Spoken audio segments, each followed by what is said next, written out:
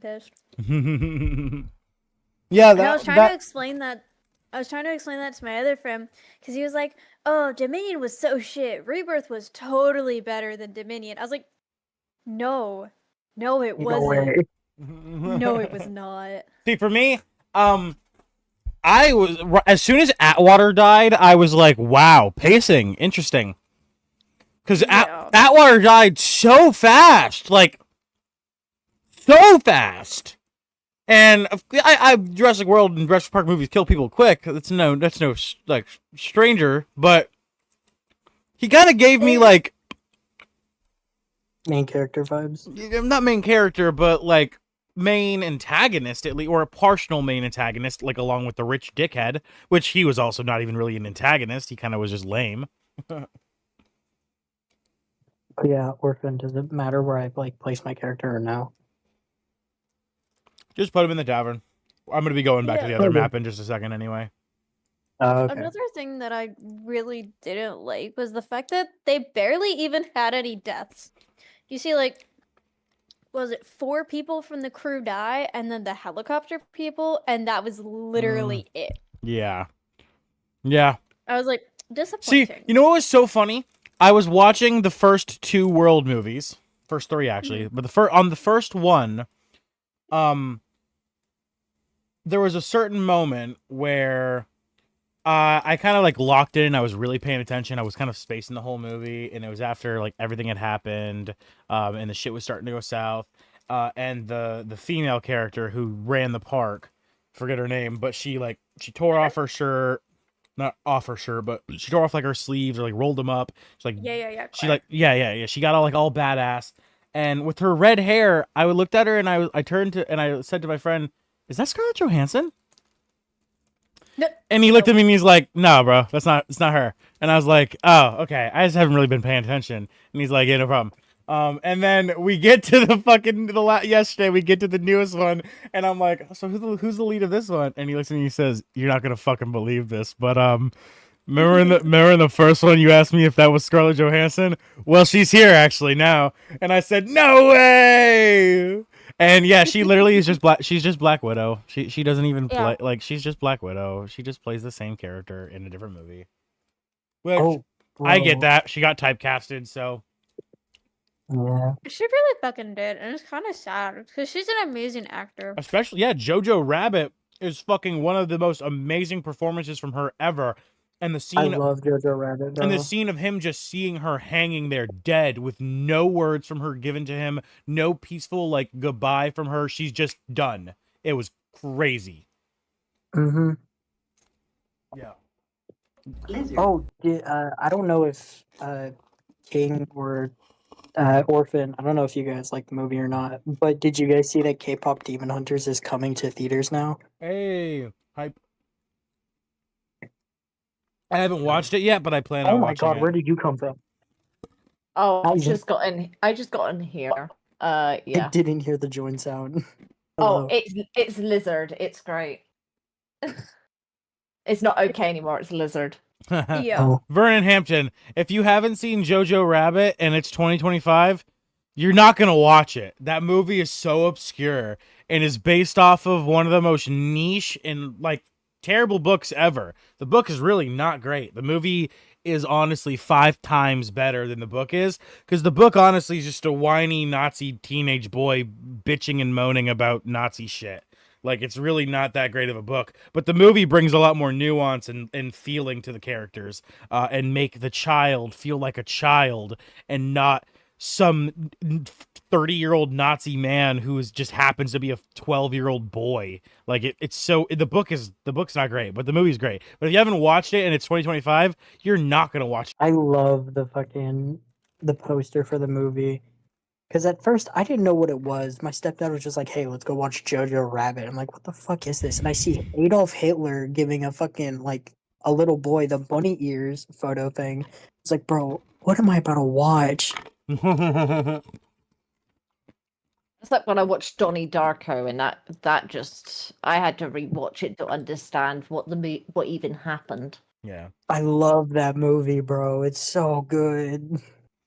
Yeah, and then the ending of Jojo Rabbit 2 is really it fucking hits hard with the fucking only you because it brings the nuance to that a lot of Nazis were of course human people at the end of the day. Like some of them were terrified and did awful things because of the fear of their family and they would be killed, which at the end of the day isn't something you shouldn't allow fear to persuade your actions. If that's the case and you have to do awful things to continue living, then sadly you should forfeit your life.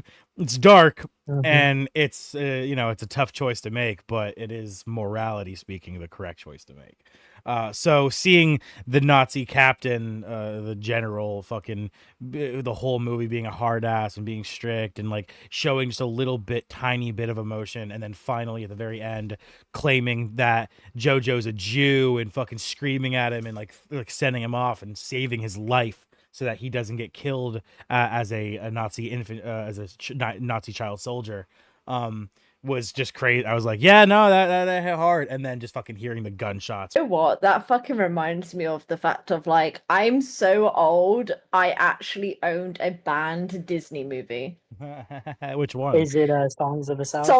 Song of the South. I had it on VHS tape. Yeah. Had on VHS tape. And I used to watch it as a kid. I had no clue how racist it was. Yeah. But I had no clue of all the heavy racism because you just watch as a kid, you don't think anything of it. You think, oh yeah, talking animals, or it's just like some black guy, like cool. Like you don't realize, oh shit, yeah, what they're actually doing. So, but yeah, I actually own that's. I believe it's still at my mum's. Song of the South on VHS tape. I may actually see if I can borrow it off my mum and get it framed. What? That's insane. Just banned Disney movie. Just have it framed. Bro. You know what's something I found out? So it hasn't been confirmed or not, but it's kind of a theory.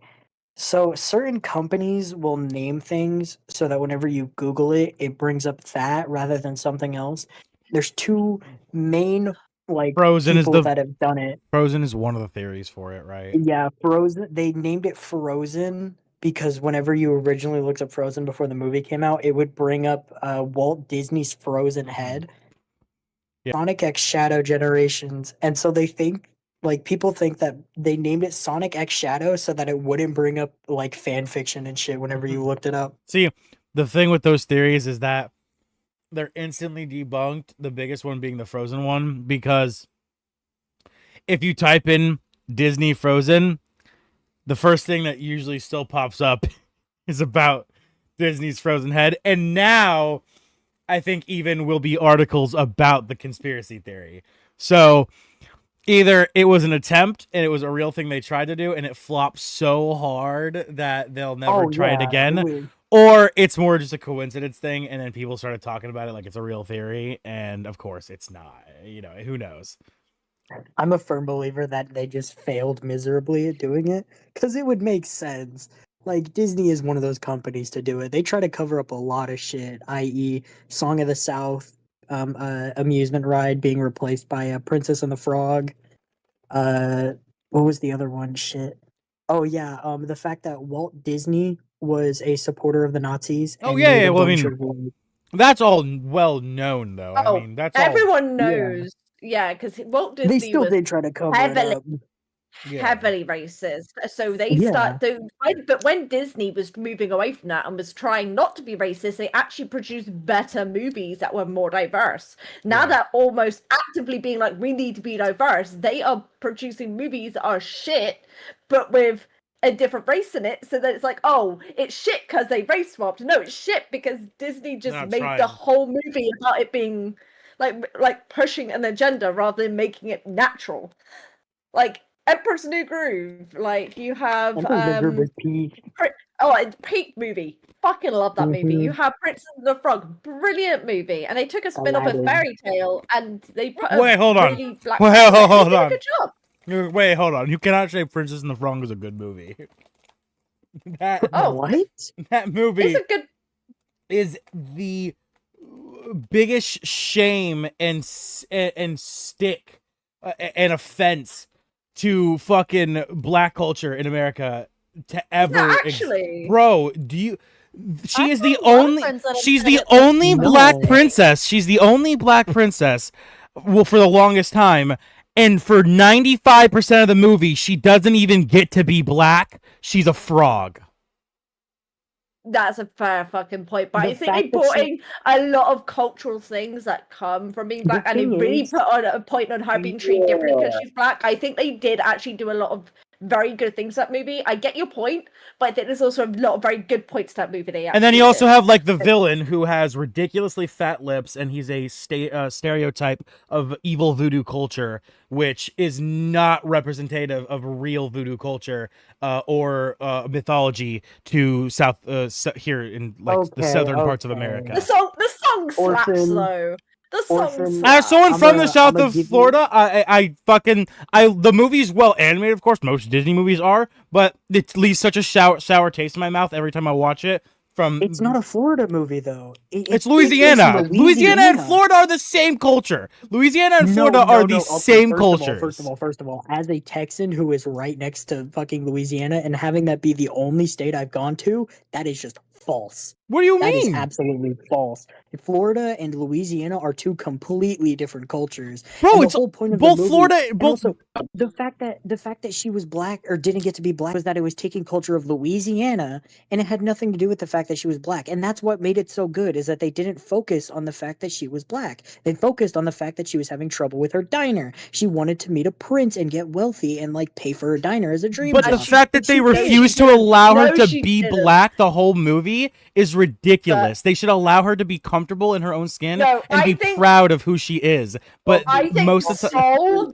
I think Soul was worse with that than Soul, Princess and the Frog. Soul's another absolutely, perfect yeah. example. They just did the exact same thing again. They once again just said, we're going to do black culture, but we're not going to let them be black because that's not what a white American wants to see. They want to enjoy the But- fun culture, but they don't want to be reminded of their skin color. And that's why But it's can fucking we- disgusting.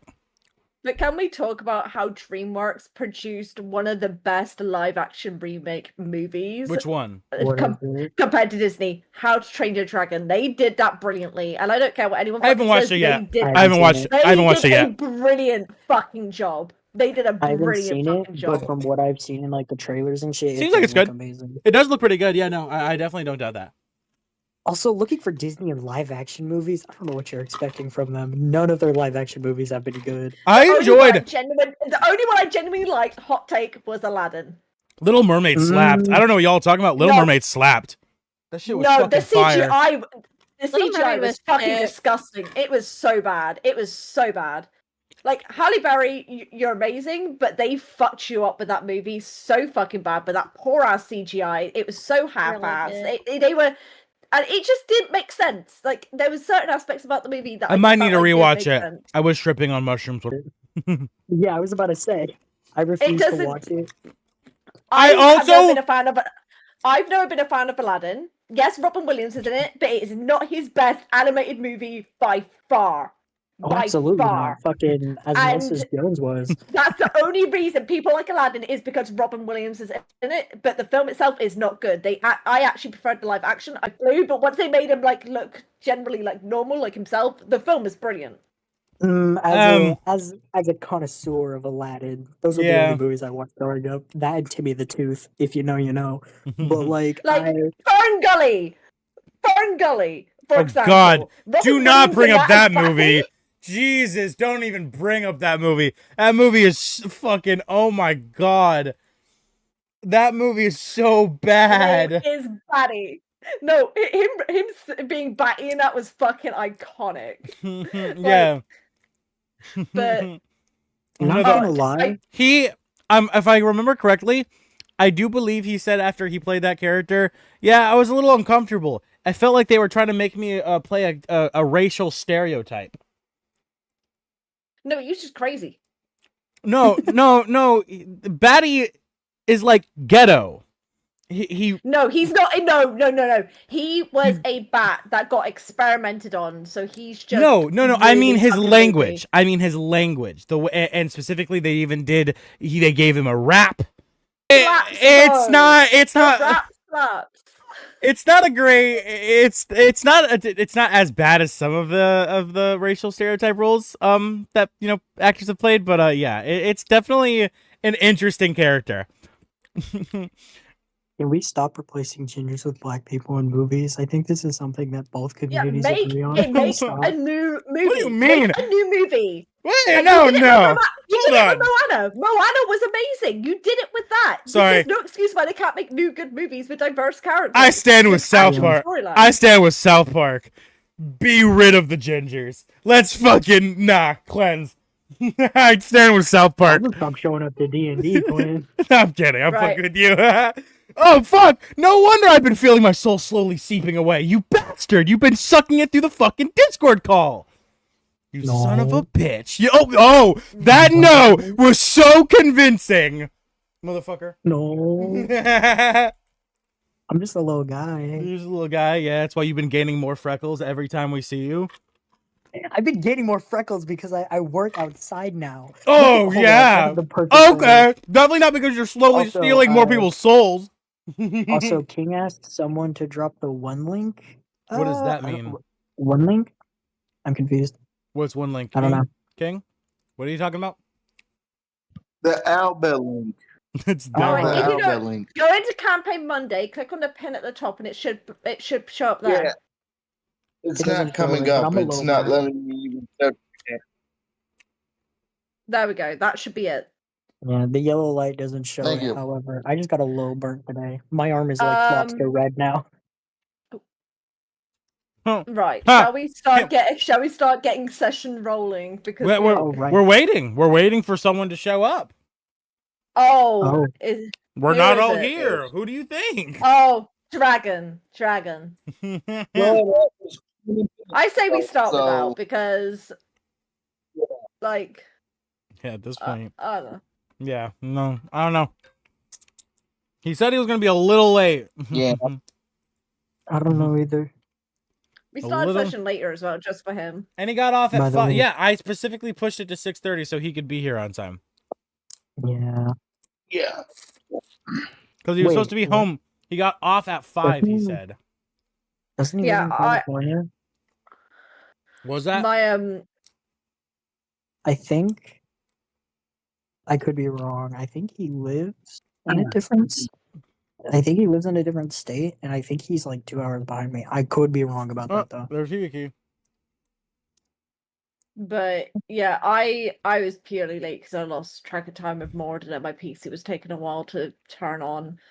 So Alright. He'll be here in 5 minutes, so we're gonna wait. Yeah, I think. I don't remember. Yeah. I'm gonna use this opportunity to say now, like, everyone, obviously we do get a level up. If you want to like double check everything, make sure you're happy with the level up you did last week. Before we continue on with session today. I'm a multi-class. Alright, I gotta level up Brood.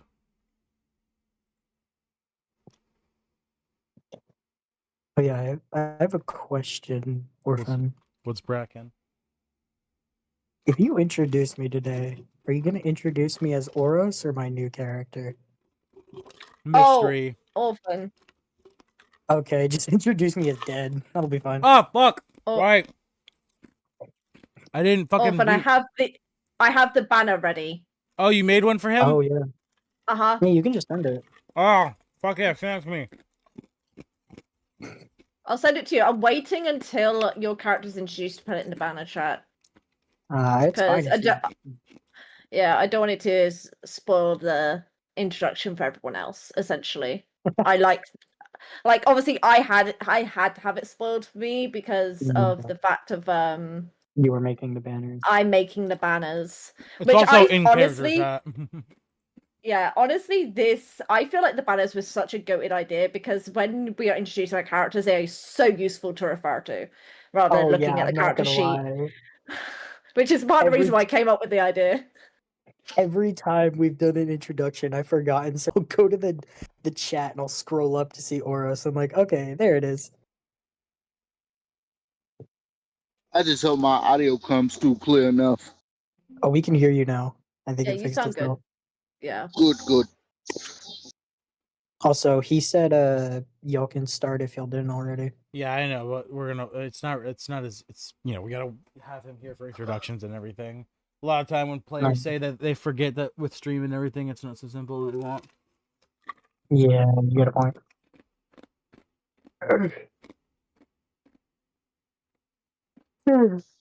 Also, I'm happy. like a really good Robin Williams film I love. Let me just get it up so I can make sure I get the actual right name of the movie.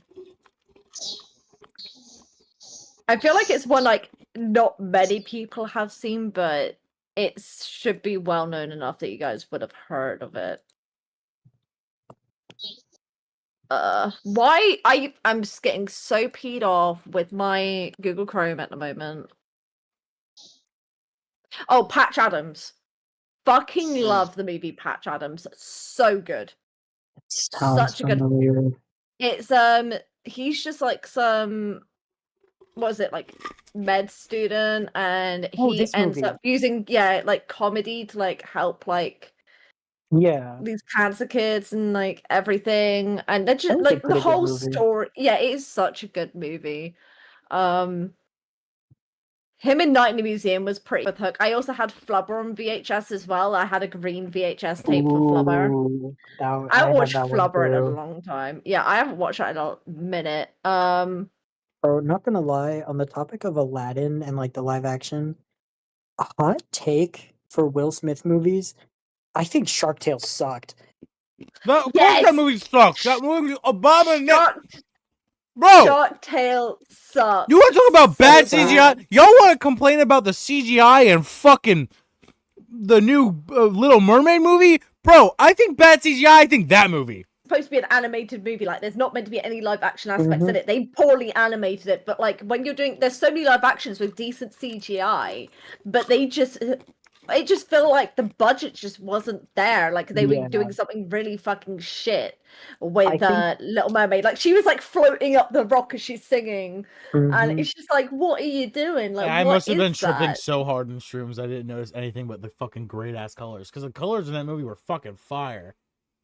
I think the best animated movie for Will Smith was Osmosis Jones. That shit was peak.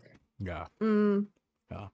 I think the best moment of Will Smith's career was when he sinking down the ship as he slapped the shit out of Chris Rock.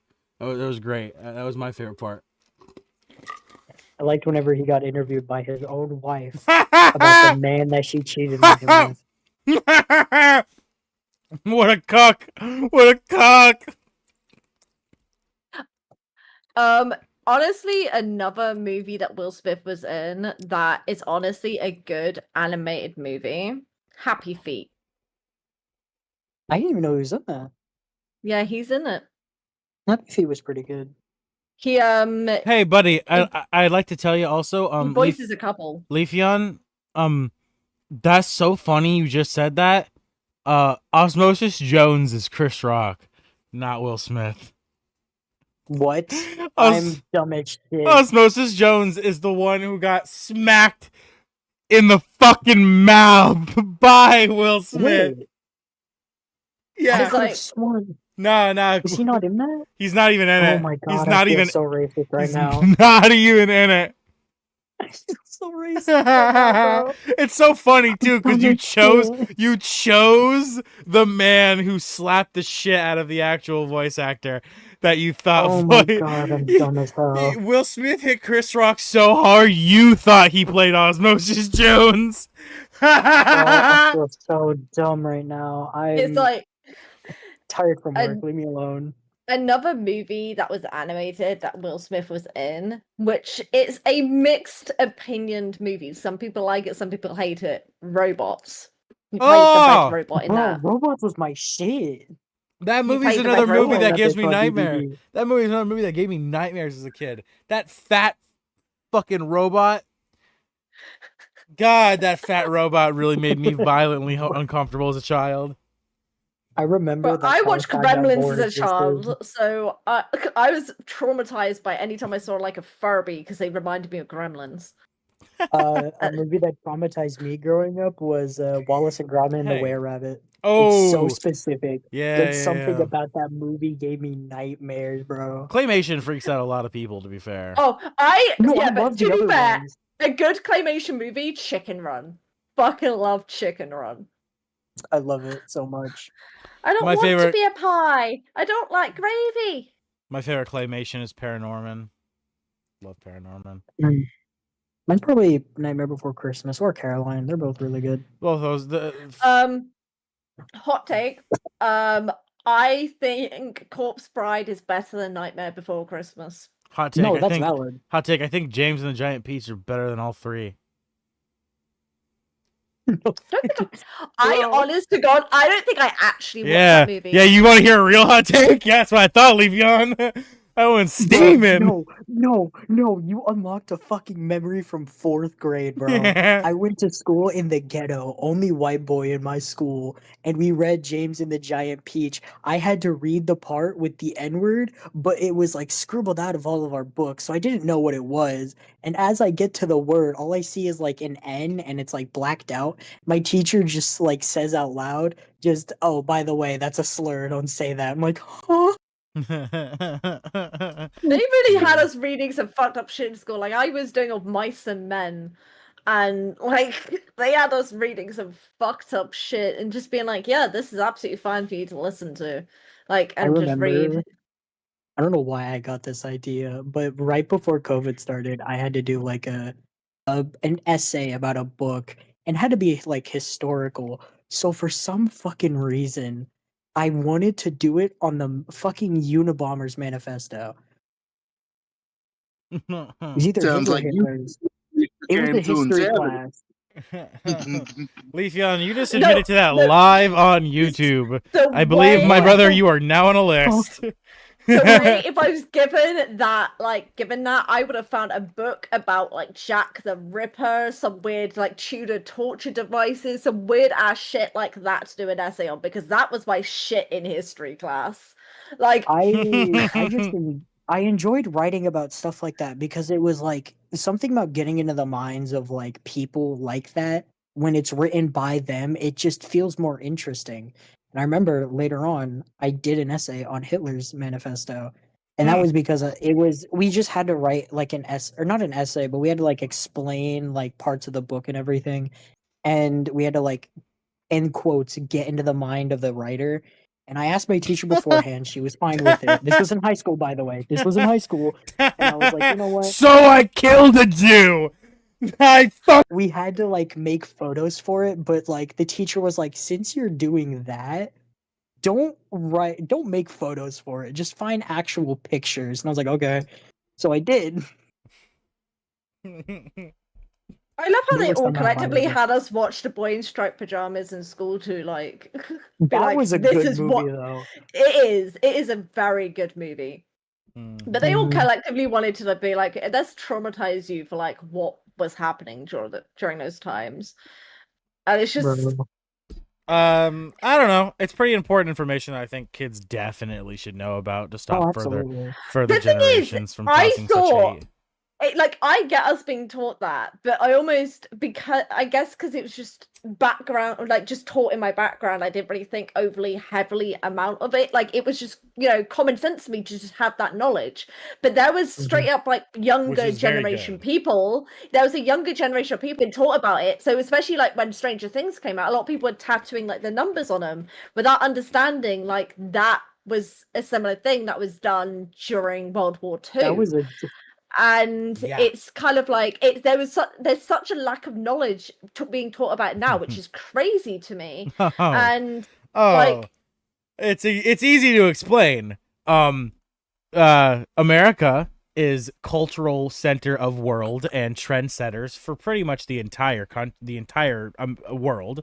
And because of that, what most people here in America do kind of becomes the standard and norm for culture.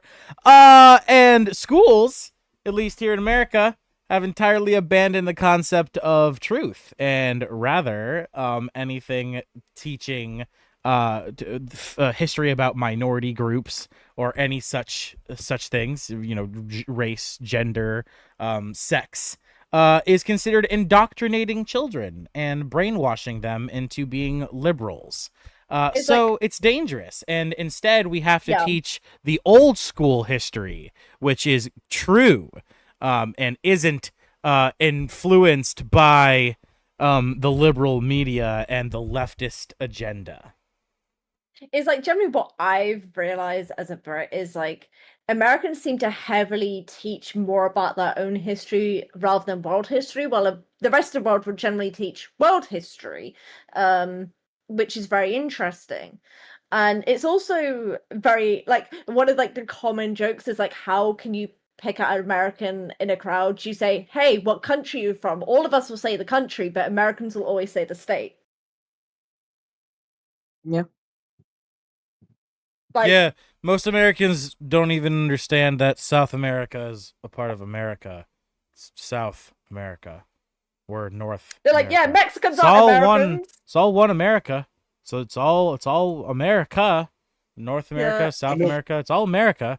It's just it makes me laugh. It just makes me laugh because right?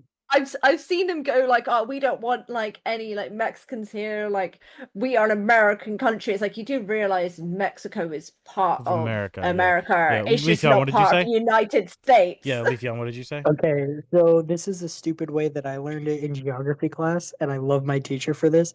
Isn't North America the cum trio? It's Canada, America, or United States, and then fucking Mexico. Parts of Mexico, not all of Mexico. Parts of Mexico. Yeah. It's And then South America is pretty much every other Latin American country in the world. Yep. Okay. Hibiki, are you ready? Have you got Owlbear and everything loaded up? We're good to start. Okay. Yeah, we should look at starting. All right. An hour past our usual start time. Yep. Let me just let Dusk know that we're starting. Wacky intro, by the way. Hi, guys. We're just having our rambles. I mean, it's not quite like that one session we had in Alpha's campaign, is it? Where we had a whole TED talk, like, in the middle of a campaign. Yeah. Oh, my lord. Yeah, that usually happens before we start our sessions, at least with Orphan Guild. Yeah. As you all see. All right. Time to get started, everybody. All right. When I say your name, please introduce yourself as always. Go down the list. Be getting started in 3, 2. Good day, my orphans. I am the Orphan of the Orphan Network, a voice to guide you through your parentless life. And today we will be continuing our series, The Princes of the Apocalypse, with episode 5, as our group has finally cleared the Necromancer's cave of Lance Rock. We will be picking up exactly where we left off, but if you haven't already, before we begin, please make sure to tap that like button, smash that sub button, leave a comment down below, and tap that notification bell. With that, let us begin today's episode by introducing our lovely cast of adventurers, starting off with the ingenious Tabaxi themselves, Imogen. Please introduce yourself. Hello, I am Imogen Firelight. I am a Fae Baxi. I am currently the class Illrigger with the subclass Painkiller, and my background is Merchant. From there, we have the hero himself, the one, the only, Hibiki.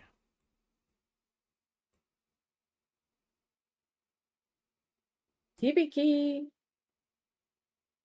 Hibiki. Hibiki. I think he might be coming back. Might be having an audio issue. Okay, we'll go back to him. Yep. Continuing, we'll get back to Hibiki. Continuing from there, we have the killer himself, the one, the only King. Hi, I'm King. In this campaign, I play Zavala. He is a barbarian with some levels in Paladin currently, or 1 level in Paladin currently. His background is his life was ruined. From there, we have a man who is not currently on the board as a character, but will be having a new character introduced later in today's session, the legendary Leafeon. Hello, I'm dead. Indeed, you are. His old character was Oros, a Drake Warden Kitsune.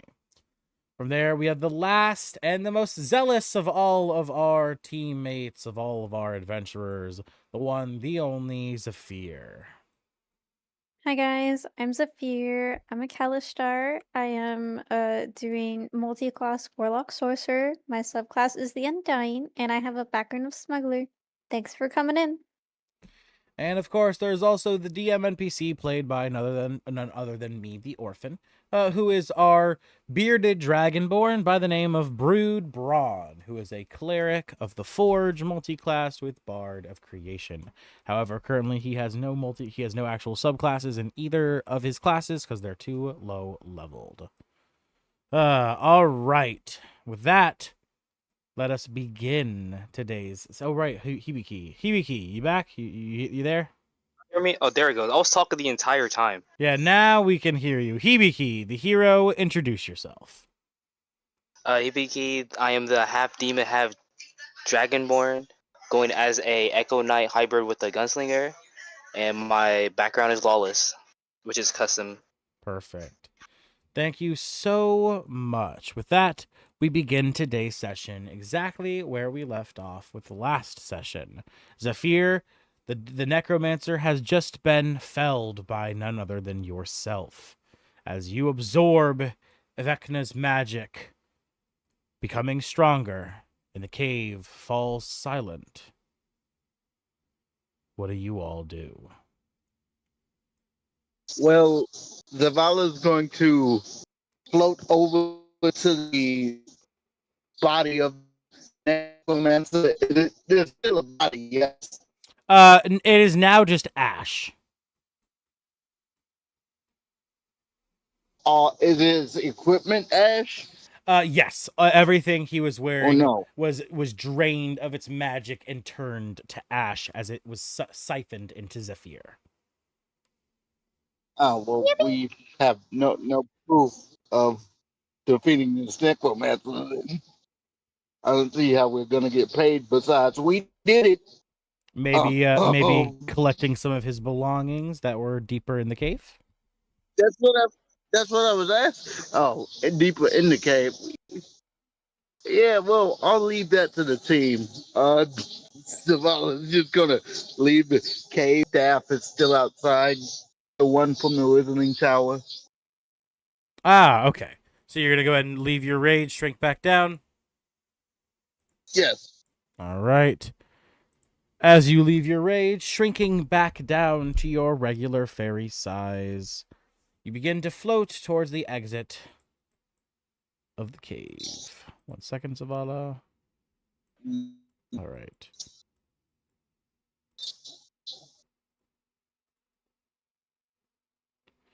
As you make your way through the cave, Zavala, you fly through the cracks and crevices, making your way through the tunnel. Coming to the intersecting crossing point, you come face to face with Hibiki, who was making his way back after you saw him fall through a dimensional door. Hello, young ones. We took care of it. He says without stopping. Where I was, where I've been, or where I'm going. But that fall lasted forever. I've been falling You'll be for okay. 30 minutes. Yes, that's what I thought of. That's what I thought. Zavala just looks at him and goes, well, you gotta be quicker than that next time.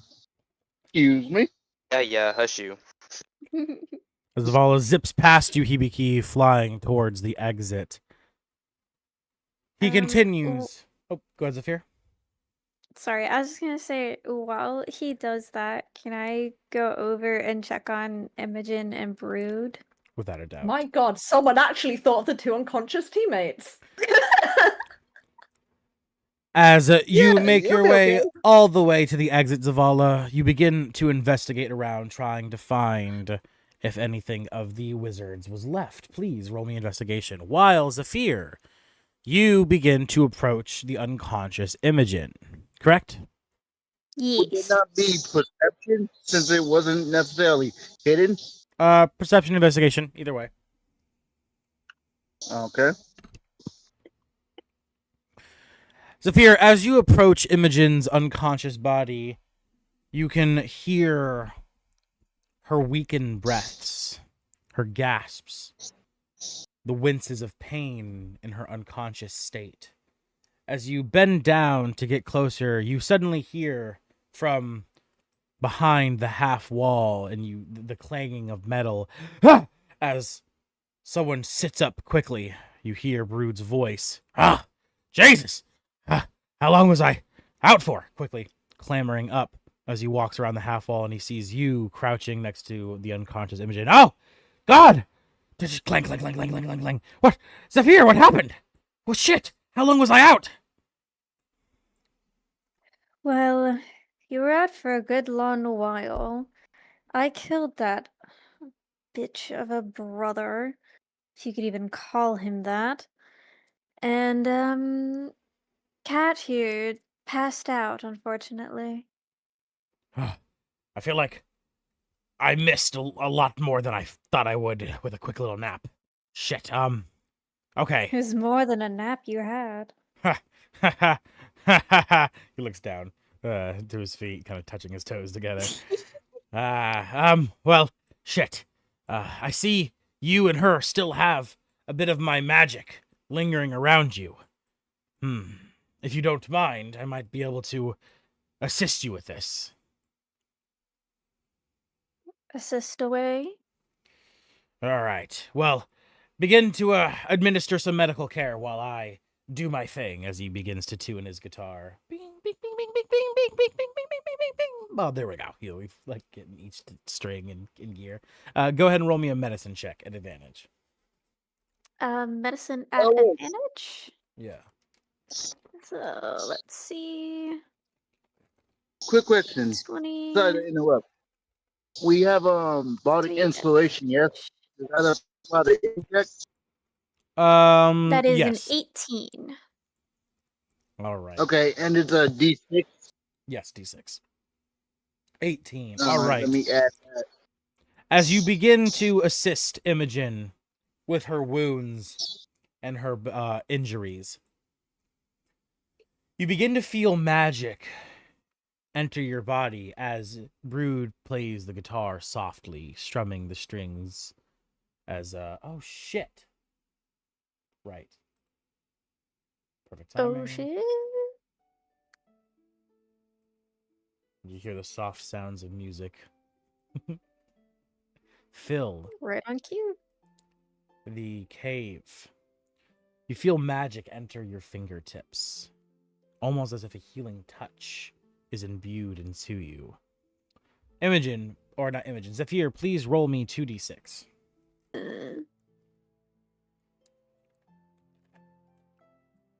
That would be 6.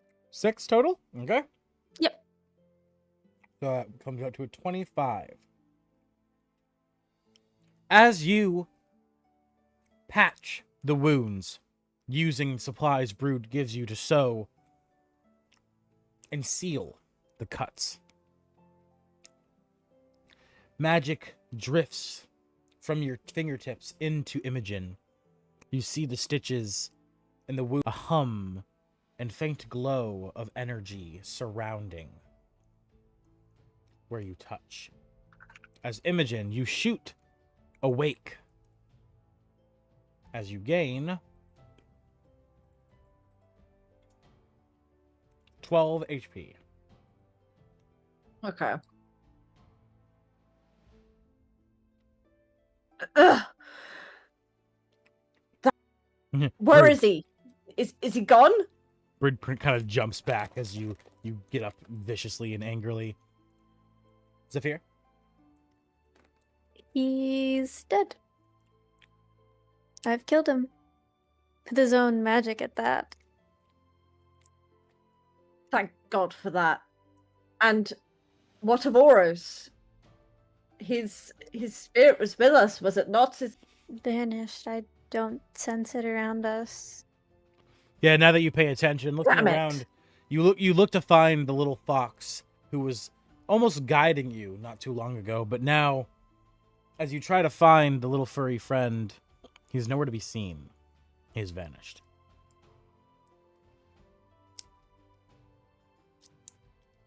Imogen's going to like turn around and she's gonna like hit her fist like on its side on the wall. So she's not punching it, she's just like banging her fist on it. Lose anyone through this. I have dealt with so much loss. And we cannot lose another. We need to be more prepared next time. I mean, I don't see why you care so much.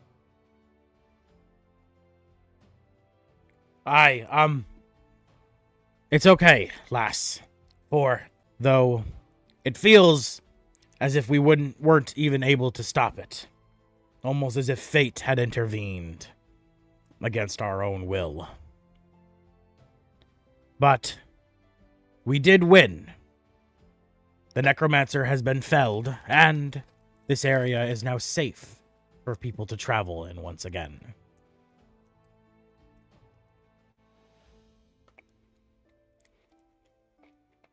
All I know is if any of the fights we are going to be dealing with are as difficult or as treacherous as that one, we need to get more gear. We need to be stronger next time so we don't lose anyone. Because as though I don't really know any of you, I don't really care for much of you. That doesn't mean I want you dead.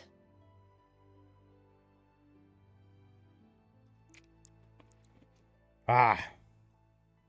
It is indeed a sad fate, but nevertheless, we must push on. As he looks over and he sees Hibiki entering. Ah, dragon! He would disappear too. I am not going to talk about it. What did I miss? I'm not going to talk about He it. looks over, I have wings. He looks over to Imogen Figured that out. and Zephyr, very confused. You have wings? This is bullshit. He fell through a fucking hole in the ground and got transported out and did nothing to help in our fight. That's why he doesn't want to admit it. He's embarrassed because he was of no use. Wait, is she talking to me? It's okay. Everyone's fine. The fight's finished. We won. We are the victors. Let's go home and treat ourselves to some fine feast. As Brood Where's begins the child at? there's a shamble between the two of you. Dead. No thanks to you. Oh. Am I being blamed for everything at this point? Yeah. Wasn't he there love when it. Oros died? Yeah, I thought he got stabbed. I yeah. still seen him, but I know his spirit. That's what the thing was. You don't know. You didn't know that he was a spirit. Okay. Yeah, he knows his spirit. Son, I do believe we both watched him die and then saw his spirit come back to life afterwards and try to almost guide us. That was his spirit? I don't believe in ghosts. He looks at your I have sword. a literal talking sword. He looks at your sword. He looks up to you. He looks back to your sword.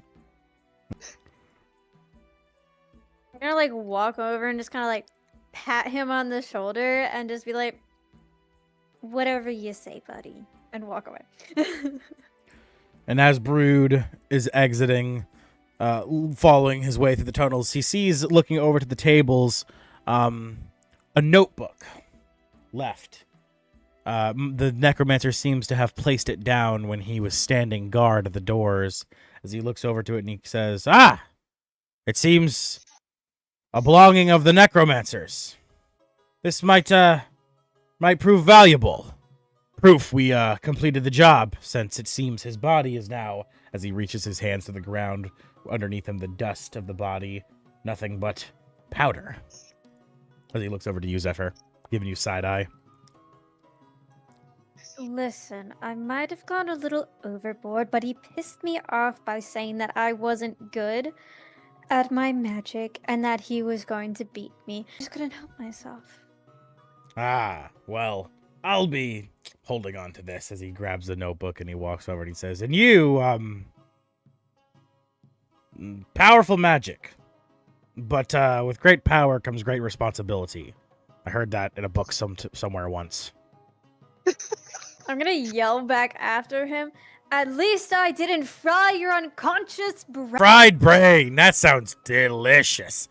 As you hear him echo back from down the hall.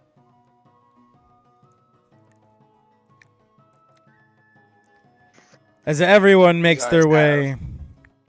What, Hibiki, what are you doing? It's up. No, I was gonna just say, you guys have a lot of things I need to work out. Oh, Orphan, did you check your DMs? Yeah, some of our vision isn't like the dark vision that we had before. Well, Zeph's is. Mine should be at 60 feet, and it's just not. I have to fix the fucking light on the tokens every time I place them. Okay, there we go. Regardless, you all make your way, venturing through the tunnels, and as you all are exiting, we cut back to Zavala, who was busy doing some things at the entrance before you all arrived. Zavala, you flew over to look for the wizard's staff. What did you roll on perception? 15. Okay. As you are look to where the body was before turning into a zombie and then being put down, and while you find the old clothes, the rags that the man was wearing that had turned brown from their white original color, you find, instead of the staff, a trail. A serpentine, slithering pattern venturing into the wild. Well, I hope the staff finds its way home. And Zavala's just gonna... What time of day is it? You guys arrived midday. It took you about an hour and a half to clear the cave with a fight. I'd say it's probably about late day. You know, So early. is the sun still up? Sun is still up. It's getting close to setting. Okay, Zavala is just going to... Zavala is going to fly up into the air to a point of maybe around like 300 feet. And he is going to clasp his hands together and begin speaking Sylvan as he addresses the Summer Queen. He's just Okay. going to say, hello, Auntie. It's been some time since I spoke to you like this. I don't even know if you can hear me, but a young soul was lost today, a young shifter, and I was sincerely hoping that you could have him find his way home to where he belongs. As you give your prayers, Zavala, you peek your eye open for a brief moment, hearing something, a yip in the distance. As you look down to the ground, far into the brush, you swear you see sticking out of a bush a little tail, white and orange, before it pops into the bush and disappears. Zavala will just smile and sort of nod to himself as he descends, wiping away tears from his eyes. As you lower to the ground, you begin to hear your allies exiting the cave. Clang, clang, clang, the metal of Brood's armor slamming against each other as they all make their way to the entrance. Beginning. Does anyone say anything to Zavala?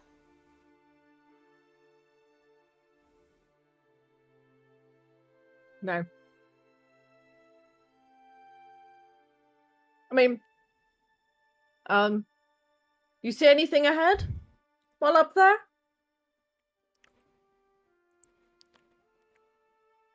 Yes. Yes, I did. Well, are you just going to say yes, or are you going to explain? Do you want me to explain? You should ask me what I saw. Well, what did you see? I didn't realize I had to baby it out for you. The path home. Wonderful. I would just go Yeah. with the plan of go back the way we came, but you know. Yes, well, we could also do that. It makes me no difference. It's good to see you up and about, by the way. You got hit pretty hard. Yeah, I did notice when I got awoken that you were nowhere to be seen. Yes, I figured someone else would take care. Lucky we're in this together, and I didn't wish to leave the cat for dead. Otherwise, she probably would have been dead. So you're welcome, tiny fairy. Why are you thanking me? You saved her life, not mine. It is appreciated. Clang, clang, clang. Yeah, yeah, you're all a real hoot. I need fucking alcohol. As Brood exits the cave.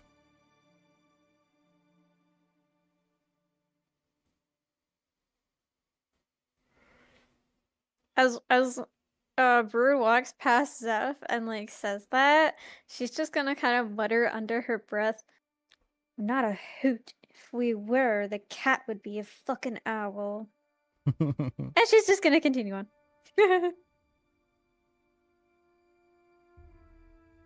All right. As you all make your way exiting the cave, you venture to a scene change. Not a scene change. Le gasp. As the Necromancer's cave has been Is it- cleared. Ah, it's green. It be green, it be green. Oh my gosh, oh my gosh. As you all leave the Necromancer's cave, making your way back towards Lance Rock, passing the large jutting stone. Hibiki and Brood, you both feel a connection to this stone. TBK is in here right now. Oh, wonderful. As you He had to take a phone call. as you both pass, yeah, well, whatever. As you both, DM NPC is not gonna fucking check it when he's not here. So, as you all continue to make your way, it takes about, say, 3-4 hours to return to Red Larch. By the time you have arrived, the sun has begun to set. Entering into Red Larch, do you all head straight for the MR.s Guild, or do you all search around town? In the town. You did notice upon leaving Red Larch that there are many buildings of interest and note.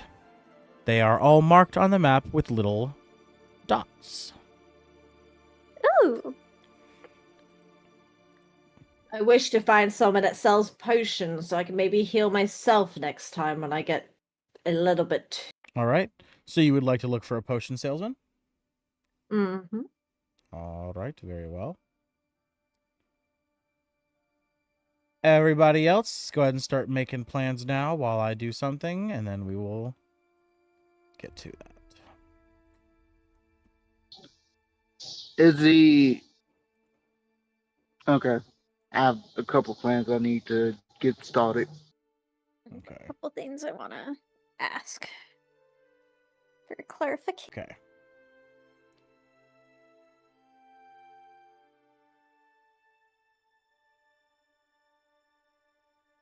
All right, starting with Xenia, please roll me a perception or investigation check. Okay.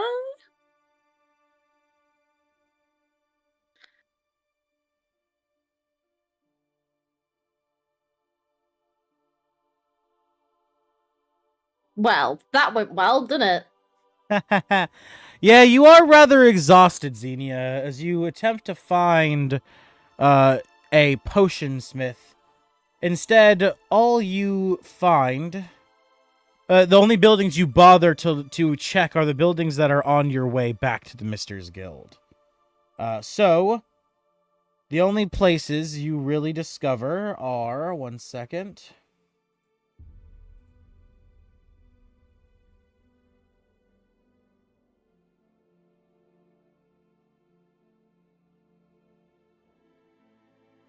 An old private home that seems to be dilapidated and falling apart. Inside, you can see a old man through the holes in the walls, and he appears to be a commoner. Maybe even a merchant. However, looking inside, you don't see any potions. Would you Okay. like to make another check, or would you like to return to the MR.s Guild?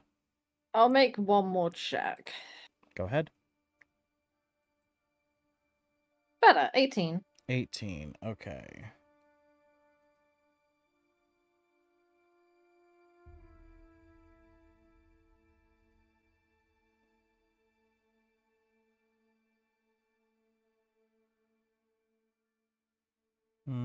Second.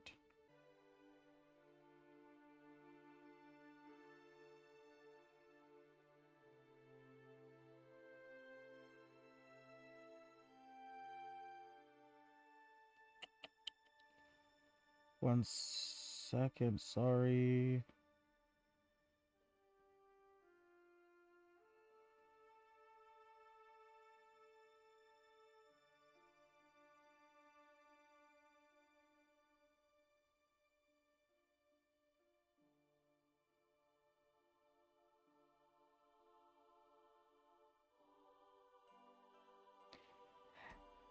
Yeah, as you attempt to look around, you search more and more places, finding places that are of interest.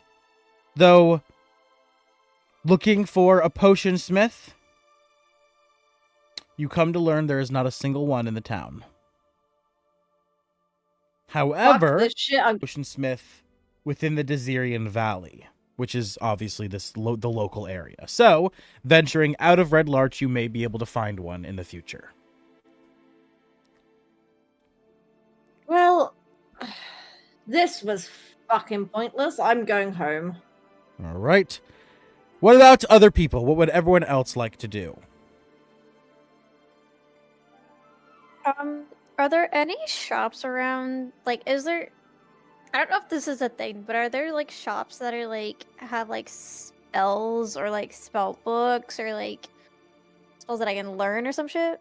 Yeah, so you would be, yeah, it would be like a wizard shop or just a magic shop in general. I would say you would follow with Xenia. Potion shops and magic shops usually go hand in hand. And you would learn the same information as Xenia, that there are plenty of shops, some that sell weapons, armor. However, there are no shops in town that sell magic items. Okay. That's very upsetting. Other than that, I don't really want to go weapon shopping for right now, so Okay. Do you want to just make a random chance roll? See if like there's a building that catches your character's eyes and hear the description of it. See if you're interested, or do you want to just head straight to the MR.s Guild? 2. 2. Okay. All right. Let me see where that building is. 1 second. 2. Okay. While you are looking around with Xenia, a building catches your eye. You break off from her to investigate it further.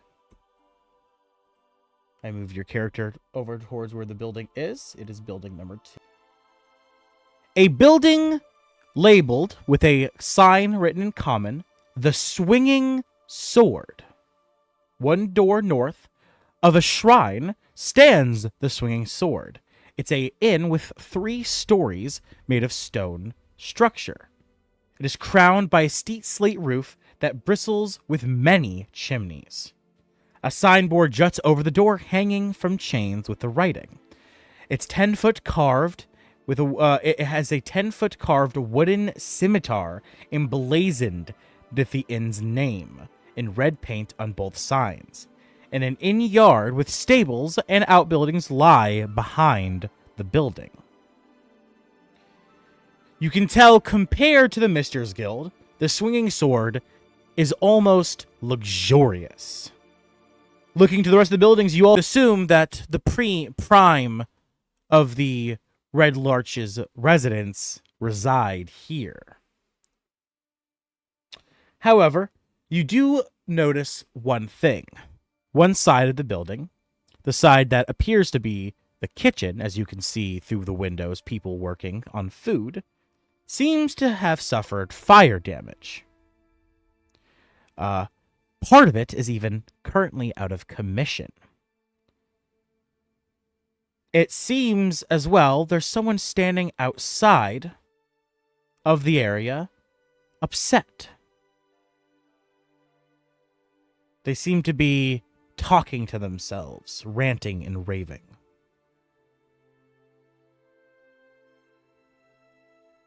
Other than that, it seems to just be a regular inn. Do you attempt to overhear what the person is saying to themselves? Sure. As you sneak closer, roll me a stealth check. Stealth. Let me see my +1 d20 +1 9. Oh. All right. Well, she rolled terrible with her perception, so she doesn't notice you. As you sneak closer, clinging to the sides of the... About fear. I'm sure whoever is doing those evil deeds by Lance Rock must be the one causing these fires. Who else would attempt to burn down my beautiful restaurant and my lovely inn? I don't understand. When will that problem be handled? The MR.s Guild, Mr. and Necromancer magic. God, if only someone would solve this problem, I would give them the best room in the inn, free of charge for life.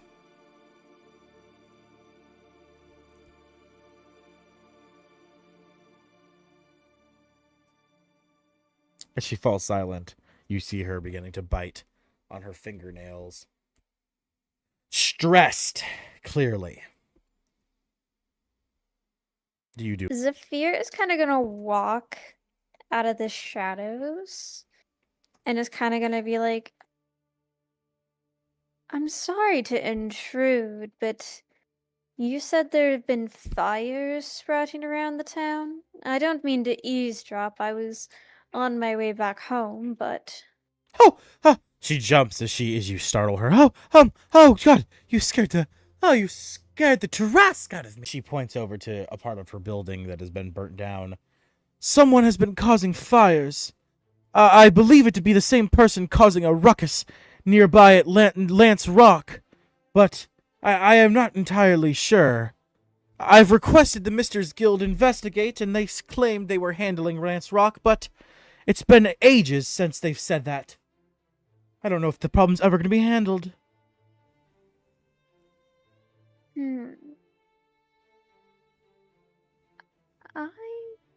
I can talk with someone, see if we can figure out what's going on.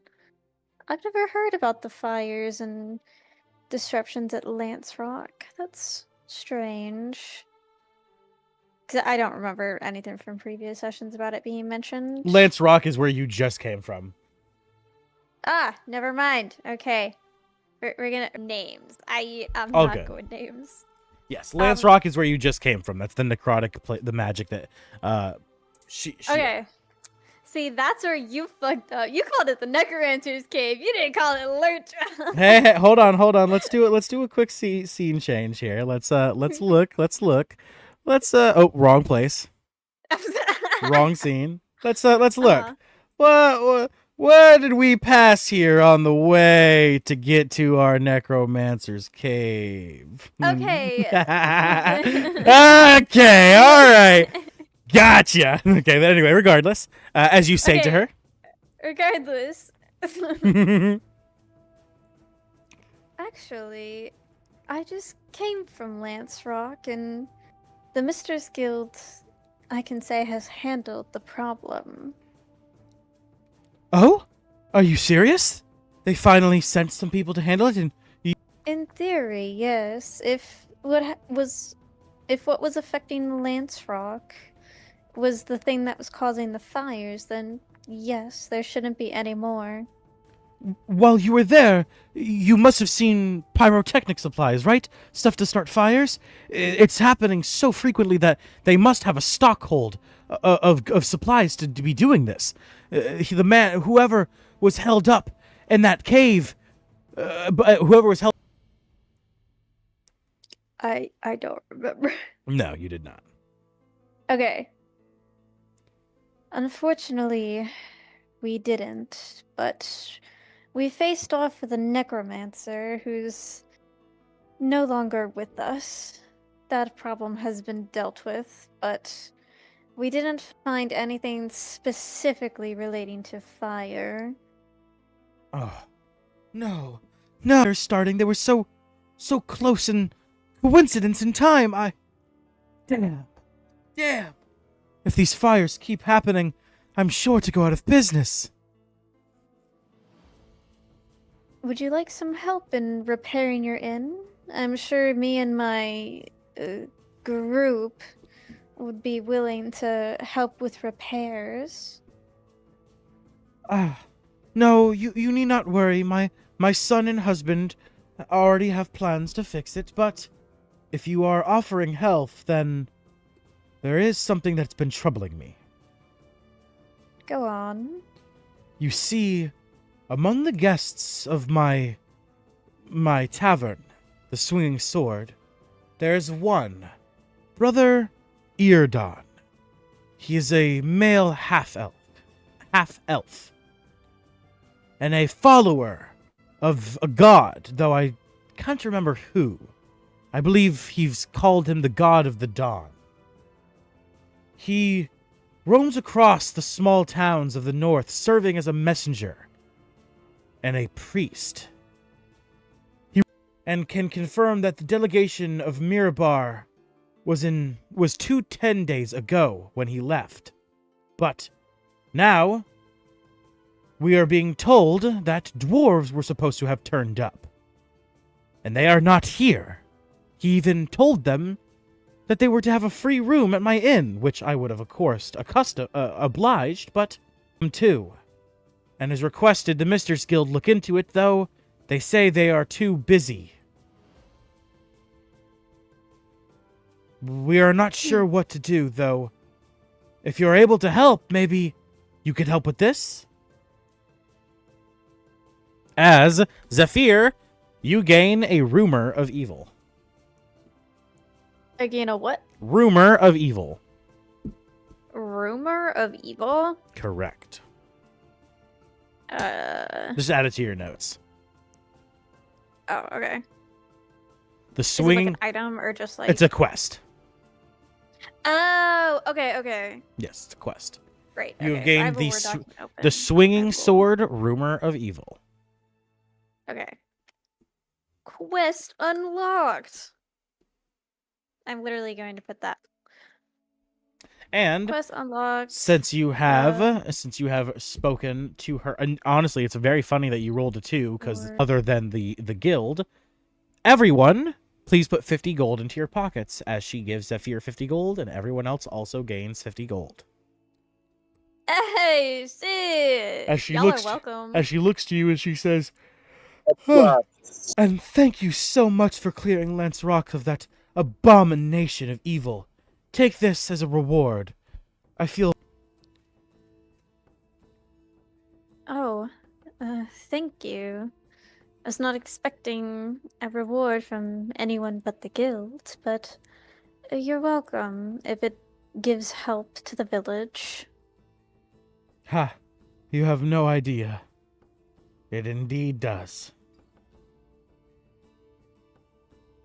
Well, I will look into this dwarven crisis and see what information I can gather. I will report back to you if I find out any information.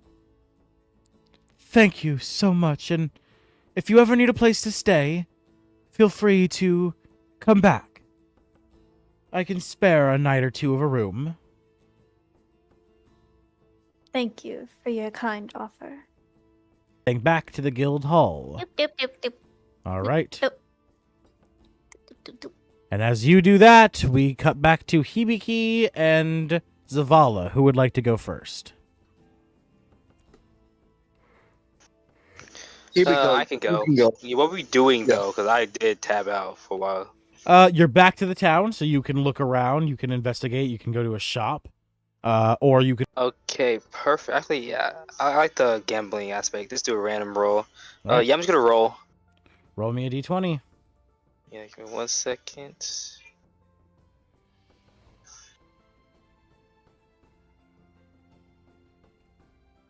Oh, also, while he's rolling, I do have a question. Go ahead. Do you know how much a horse would cost? Just a minute. Yeah, just for future sessions and stuff. Got you. Okay, there it goes. All right. 16. 16.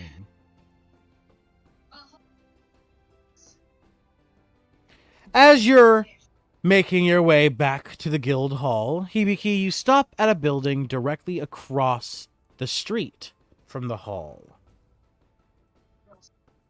Let me describe it for you.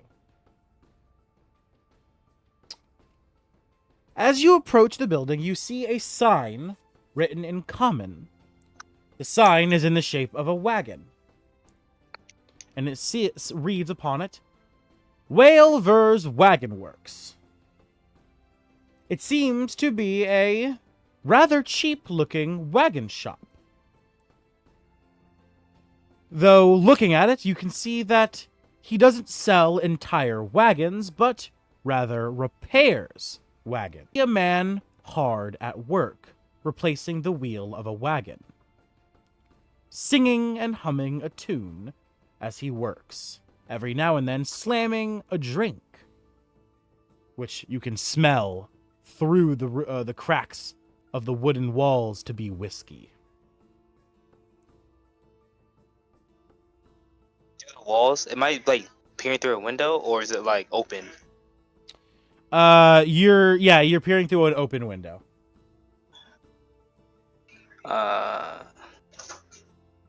First thing I do is I ask my sword exactly what they think. All right. As you look to your sword hums with a faint glow as you hear your sister's voice. That man. Something about him. I don't like it, brother.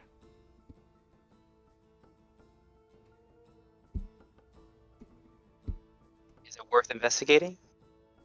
I don't know. He's strange. Something's weird, though I can't quite put my finger on it.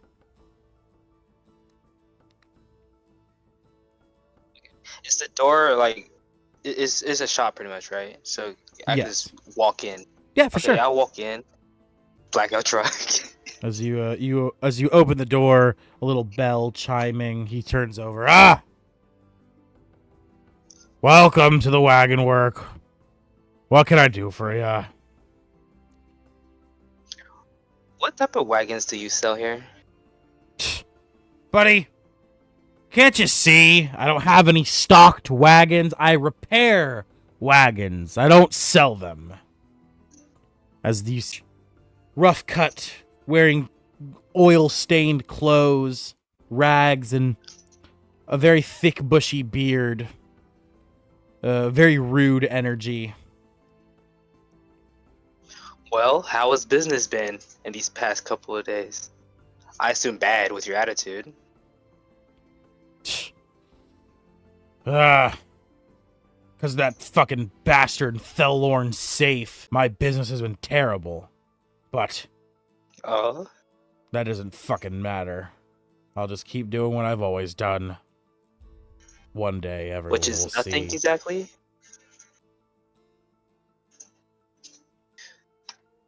Why is this store such a problem to you? Ha! Because he opened up 2 years after I did and started selling wagons when I repair wagons. Now I'm fucked and you can buy a new one. People don't understand And the feeling and emotion of owning something your whole life, never giving up on it. and exactly how much are you charging to repair a wagon? 150 gold. It is not an easy Sounds like task a to problem. do. Yes, but is the materials worth it? Indeed. I have to do everything from replacing the frame of the wagon, replacing the wheels, replacing its axles where the wheels sit upon and roll, its ball bearings. There's so much work. It is not a simple task. And how much are they charging for new wagons? 140 gold. 10 gold cheaper than I serious? can afford to pay for repairs. Yeah, I see what your problem is. And the What are we materials they use are figure out? cheap too. Garbage. Cheap as in what? As in, they use soft wood. It breaks and bends so easily. When the wagon's rocking around on the bumpy roads and traveling, the wood usually splinters and fractures, causing instabilities in the wagon. Not here. So, slight- We only use I have- hardwood. No, I have a slight question. I have a slight question for you. If someone was to buy a wagon from that said store, about how fast would that wagon break? Well, depending on the location you're traveling to, anywhere upon the coast is going to be a death. Comes damp from humidity. And on the opposite side of that, going to anywhere too dry will do a similar effect, making it brittle and break easier. Of course, even staying in an area more neutral in climate isn't going to save you for too long, because the wood is so soft that the rough terrain of the paths cause the rattling to fracture and splinter the wood. I'd estimate their wagons last no longer than half a year, a calendar year, at most. Use that to your benefit? There are some people who do agree that a wagon that breaks down every 6 months isn't worth it, but the cost of repairing a wagon is about every year. So, you either repair your wagon yearly, or you buy a wagon and only use it every now and then and have to repair it and have to replace it after 6 months of use. Most people don't have to use their wagons more than 6 months of the year anyway, so they see no reason to repair when they can just buy a new one.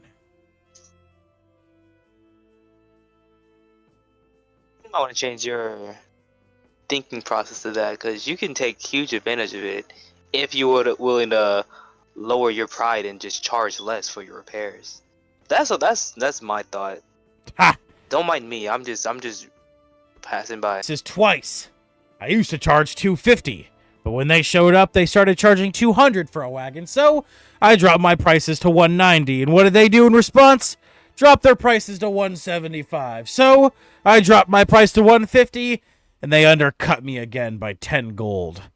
If I drop my prices anymore, I won't be able to feed my family or myself, let alone who's working in the corner. He seems rather shy. Little anxious. So you're both petty. Okay, I understand what's going on now. Boy, you just don't understand business. If it was simply a problem of pettiness, this would have been solved. But at this point, if I lower my prices anymore, I won't even be able to feed myself.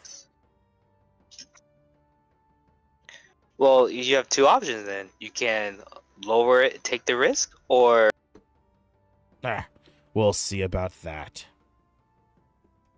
well, will we? Well, I said my piece. I figured out what I want to know about. Just a little thing that intrigues me. Very So well. nothing else. I'll be heading off. Well, that will be 10 gold for my time. After all, knowledge She's isn't not- free. Well, then I will just give you 5 and nothing more. Ha! Yeah, fool. As he takes the 5 gold, snatches it, walking over. As he sits back down, and continues to slam his drink as he continues to work on a wagon wheel. My good deed of the day has been solved. As I walk out the building. And you venture across the street to the guild hall to join your teammates. With that, Well, I want to do quite a bit, so I'm gonna probably have to speed blitz it. okay. Step 1, find a weapon shop. All right. 1 second.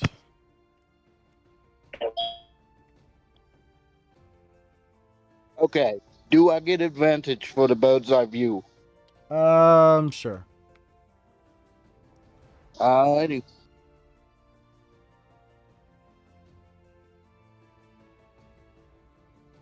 Dirty 20. Dirty 20, okay.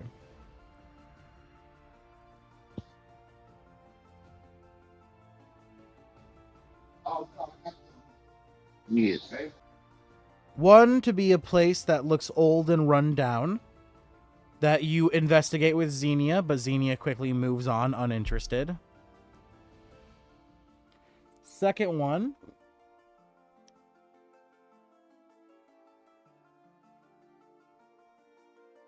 One second.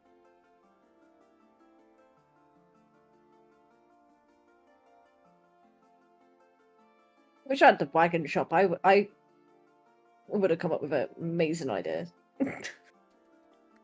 Find right here a old man's store with the sign that reads Valivos Sundries.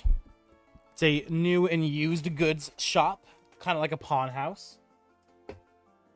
And further up,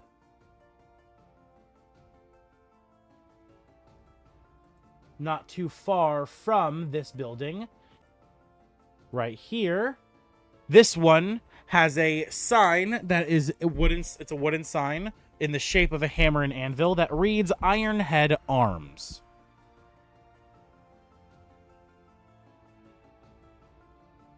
Okay. Ironhead Arms.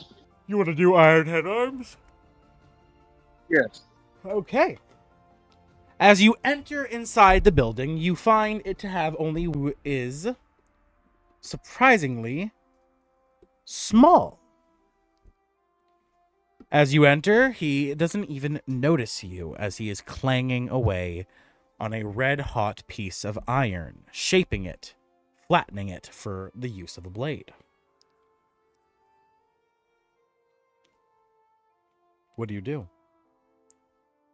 Zavala will clear his throat quite loudly, probably louder than he should be able to. All right. Do a d20 roll. Okay. Just a flat D20. Yep. 17.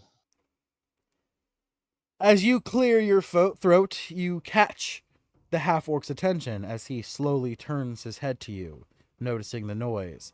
As he leaves it soaking in there, he stands, walking over to you. Welcome. I am Ironhead. Good day. Is it good day? I would like to show you. I have not left house. Me not know. It is, in fact, day. I would like to sell you something, twin. Oh. You sell? Me see. What is? As He will he walks over withdraw to a counter with you. He will put down the 2 maces he got from the cult members back in session 1. Oh. I know what these are. These bad. You don't want. No. I not want. I not want. They are good material, but bad energy. Me no touch. I buy 10 gold apiece, but you drop. Well, I mean, I've been touching them this whole time. Sure. Good. As he reaches under the counter, grabbing from a sack of gold, putting down 20 on the table. Okay. He takes the 20 gold and puts them into the fire form. All right. You walk over to his forge, setting it into his smeltery, as you see the maces begin to quickly turn a red-hot color as they begin to slowly melt into the rest of the metal in the pot.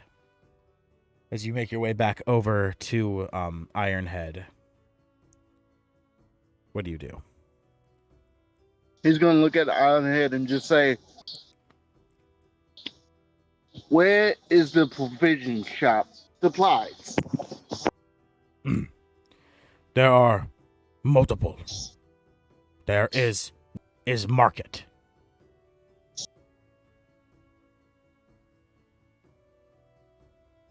Okay. What is the pawn shop called?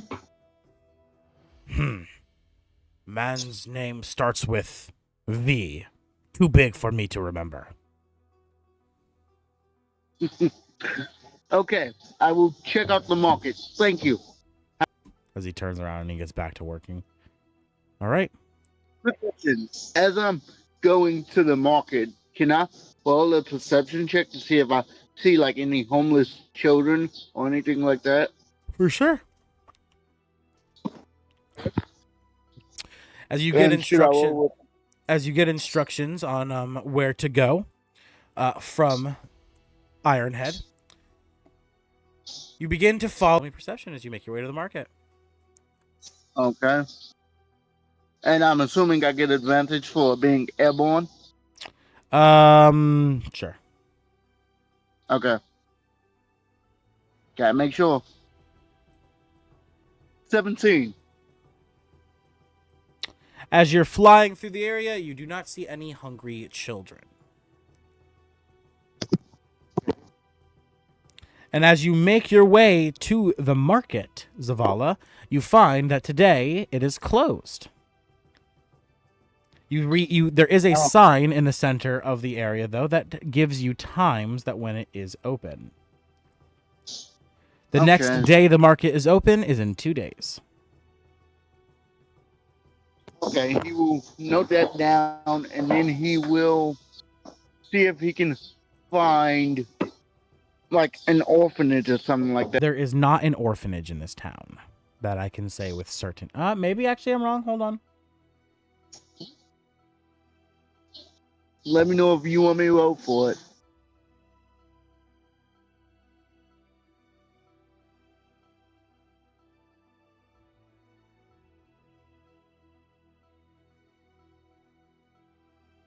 No. Yeah, there is not. All right. Last place before we head home, then. Is there a temple? There is a shrine.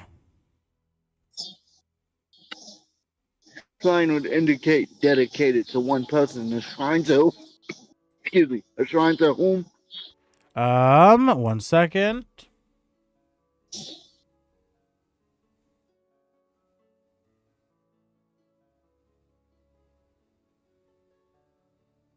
On the west side of the long road, just south of the inn, stable symbol of many gods stand open day and night.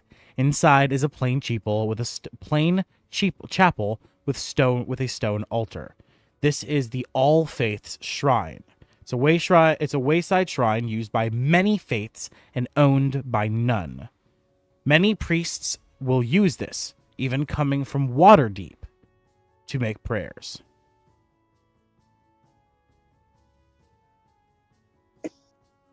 Okay. Cool. That's wonderful, actually. I do have a question. Is that common knowledge? Pretty much.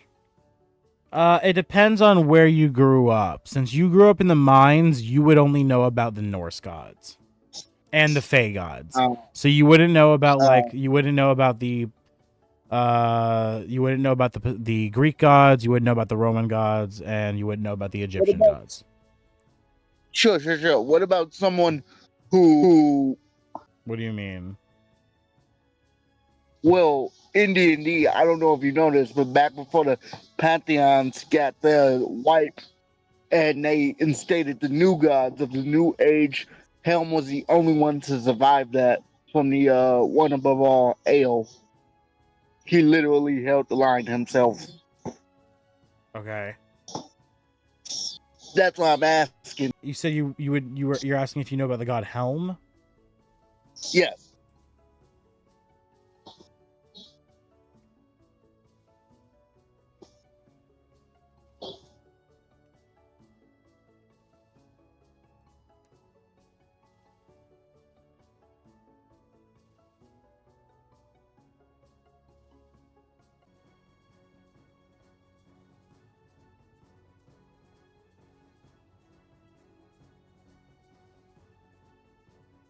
No, you would not know about Helm.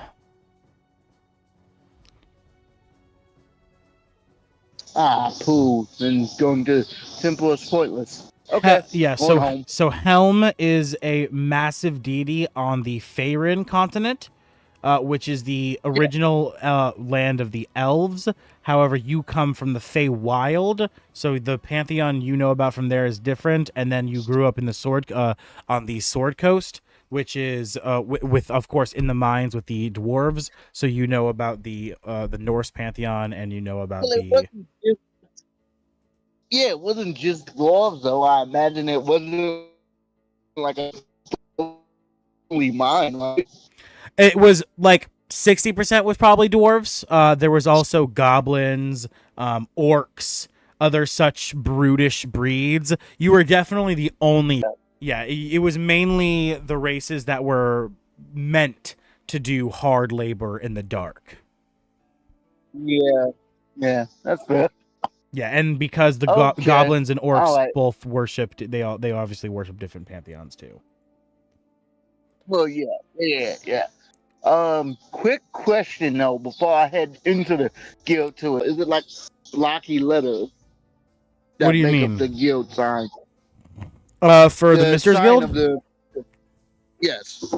Yeah, it's a solid wooden sign that a lot of the paint has faded. Okay, then Zavala's going to take out his carpenter's tools and measure the sign, essentially. Okay. Yep. You get the measurements of the sign. However, you have no paint, so you will have to wait. Yeah, I just need the measurements of the sign. I don't need to head in to talk to them anyway. But yeah, that was. Take a quick break. All right, everybody. If you need to do anything, please do so now. We're going to take a break, and we will return in 10 minutes. All right. Alrighty. Perfect. Cool. I just started moving my Draco Rexes. That's why I was doing all that stuff. I needed to collect information. I tried to be fast about it. Hopefully, I didn't take up too much of everyone's time. Oh, you chilling. I think yours was the shortest one. Like, timeline. Anyways, you're good. I don't know about that. Yeah, I don't know about that, but okay. Mm-hmm. All right, I'm going to take a dab. I fucking need one. Sorry if my energy is a little low today. Fucking recuperating from not doing any work. I had a really crazy fun weekend. So I wasn't realistically speaking, I wasn't at all prepared for today's session. I don't have like any scene like made or anything, so like y'all are just gonna be chilling here role playing for the rest of today's session. Because like you'll get your next quest info and everything, but you won't actually be able to like start it yet because I don't have anything prepped. That's And fine. where's my bong? Oh, there it is. That's fine. Hopefully, I can unlock the feat I've been working towards. I can tell you that if I am gonna do any feats given through working on them, they are gonna be like once every like half year, because feats got to take a long time to earn. Otherwise, everyone's gonna have a shit ton, and it's gonna be a problem. Well, that was one of the reasons why I was asking you about them, and that's why I asked you, would it be easier to learn certain feats, especially if your build is geared towards learning like a feat like it.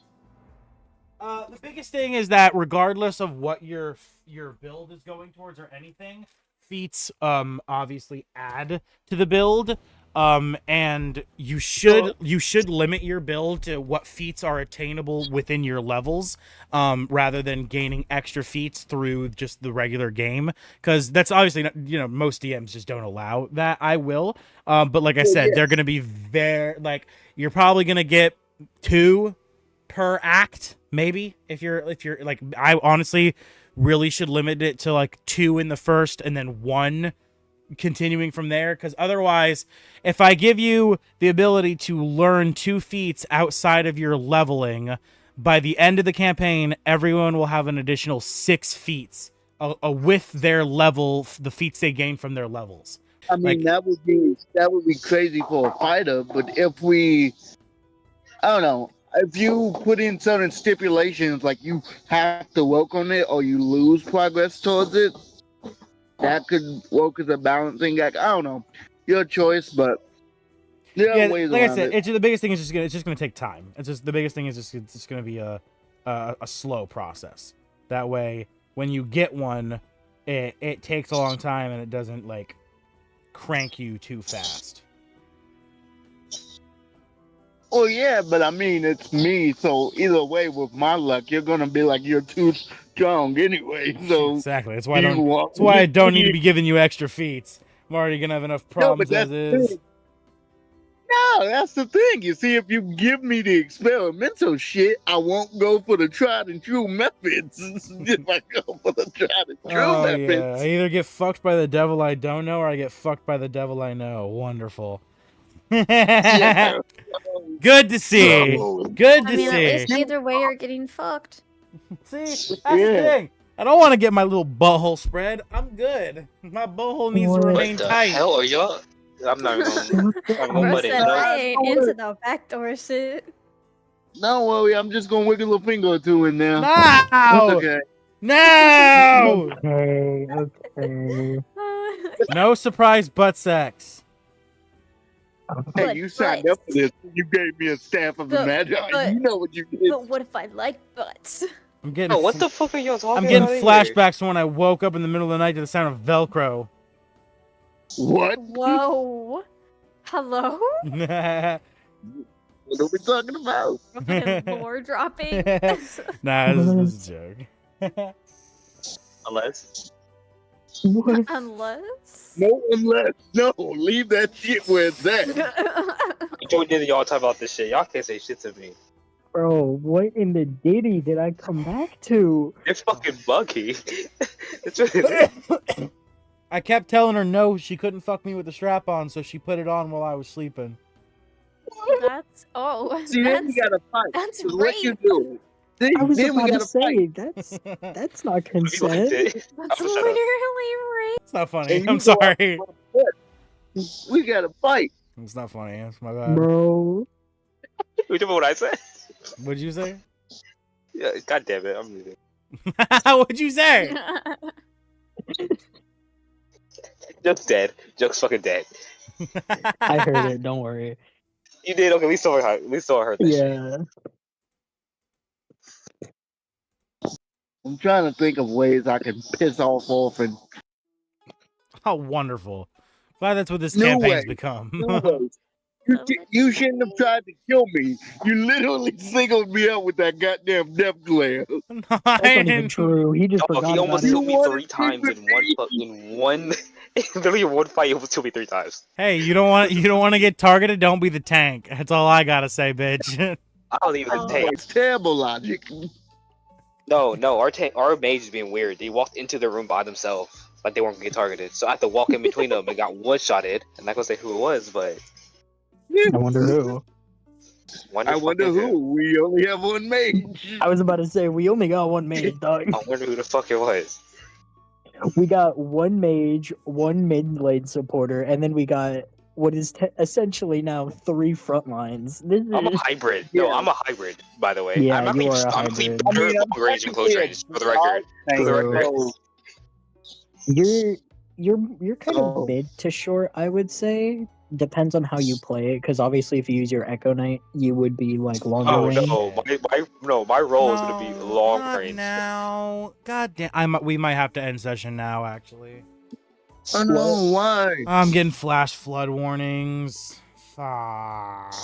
I do not need this pitch blackout too. Do not make me go out there in the black and fucking pick up shit for flash flooding. Are you fucking serious? Are you really gonna make me do this, world? Hold on, let me check the areas. Let me make sure, because I was in Adventure. I was down in Tampa yesterday or 2 days ago, so I might still have my weather set to Tampa. Maybe it's not my area. I'm only 20 minutes. I'm only 30 minutes from Tampa. Still, the 30 minutes can make up to it. Like it can. Yeah, let me check. All right, North Brooksville.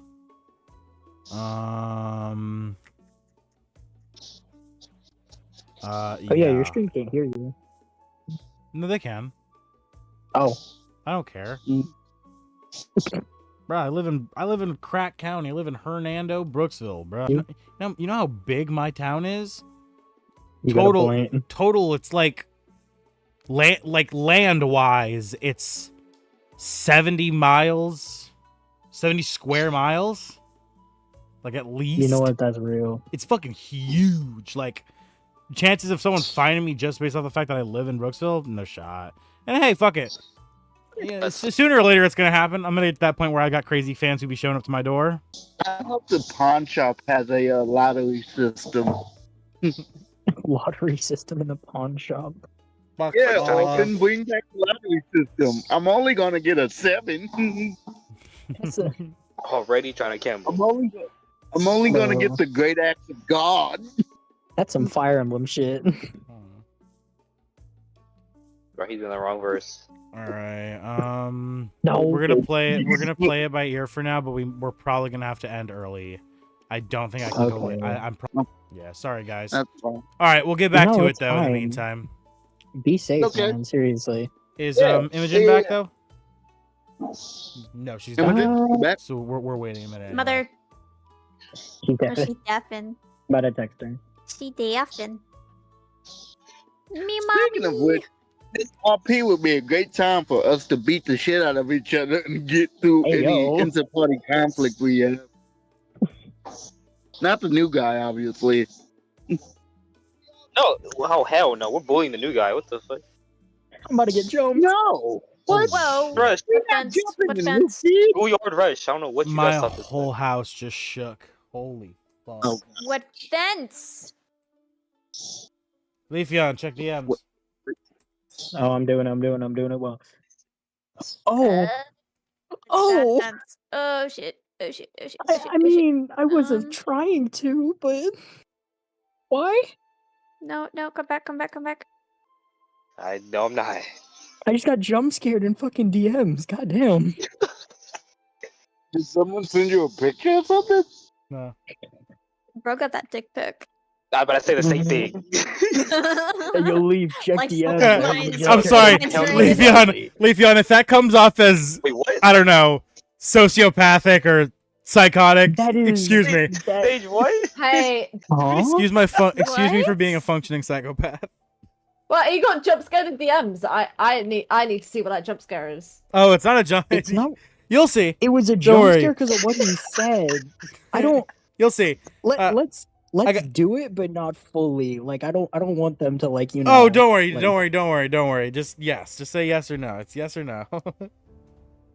Don't Send give me. it, fuck it. Trust me as your DM. Don't give me stipulations. I promise to not let you down. Yes or no. Please, okay. Yes. Drop kicking him. Got you. All right, cool. All right, For real. we are Uh-oh. ready to return. If you haven't already, please make sure to Oh, open you are stream. pranked. Make sure to open stream back up. If you haven't already, also make sure to smash that like, guys. I don't know if everyone here has already smashed like. In fact, I'm only seeing 2 likes, so I know all of you haven't. You dirty bastards. You.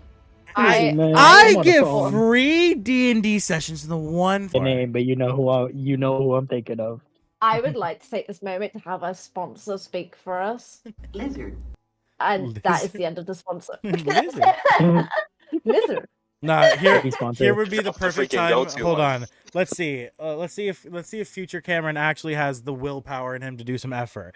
Insert sponsor segment here. Now, this is where I, as a content creator, are gonna have to hold me accountable and watch this episode. And if I don't do it, shame me. Got you, twin. I'm gonna tell you, I'm gonna sit there and go, for shame! For shame! Also, your Shame damn on self, you, like- shame on your family, Wait, shame what? on your cow! I'm gonna Wait, spam what? you with random nonsense. All right. Well, regardless, we are ready to return to our shape than others. Entering inside, you find the opening hall to be empty. You're all free to move as you would like. As you see the golden statues back in the distance.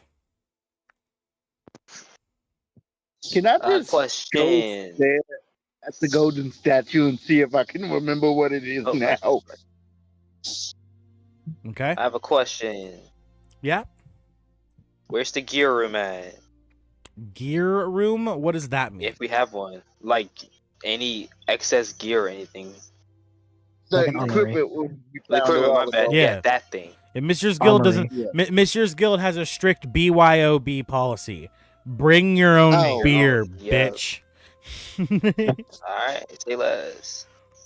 uh, I'm BYOGB. leaving. No, I'm joking. Just imagine. you leave, right? Just walk right down. Should I roll a history check? For sure. Yeah. While you do that, I will go ahead and start describing the scene that Zephyr sees. As Zephyr, you enter inside and you almost instinctually begin to hover like a little drone worker bee going for her queen over to the direction of the undead elf who you have met before. And as you Listen, walk over to the training room, you do indeed see her. She is sparring luxurious cloak of red velvet material in black underclothes. What weapon does he fight with? A sword. A sword. Did you just say As- his dick?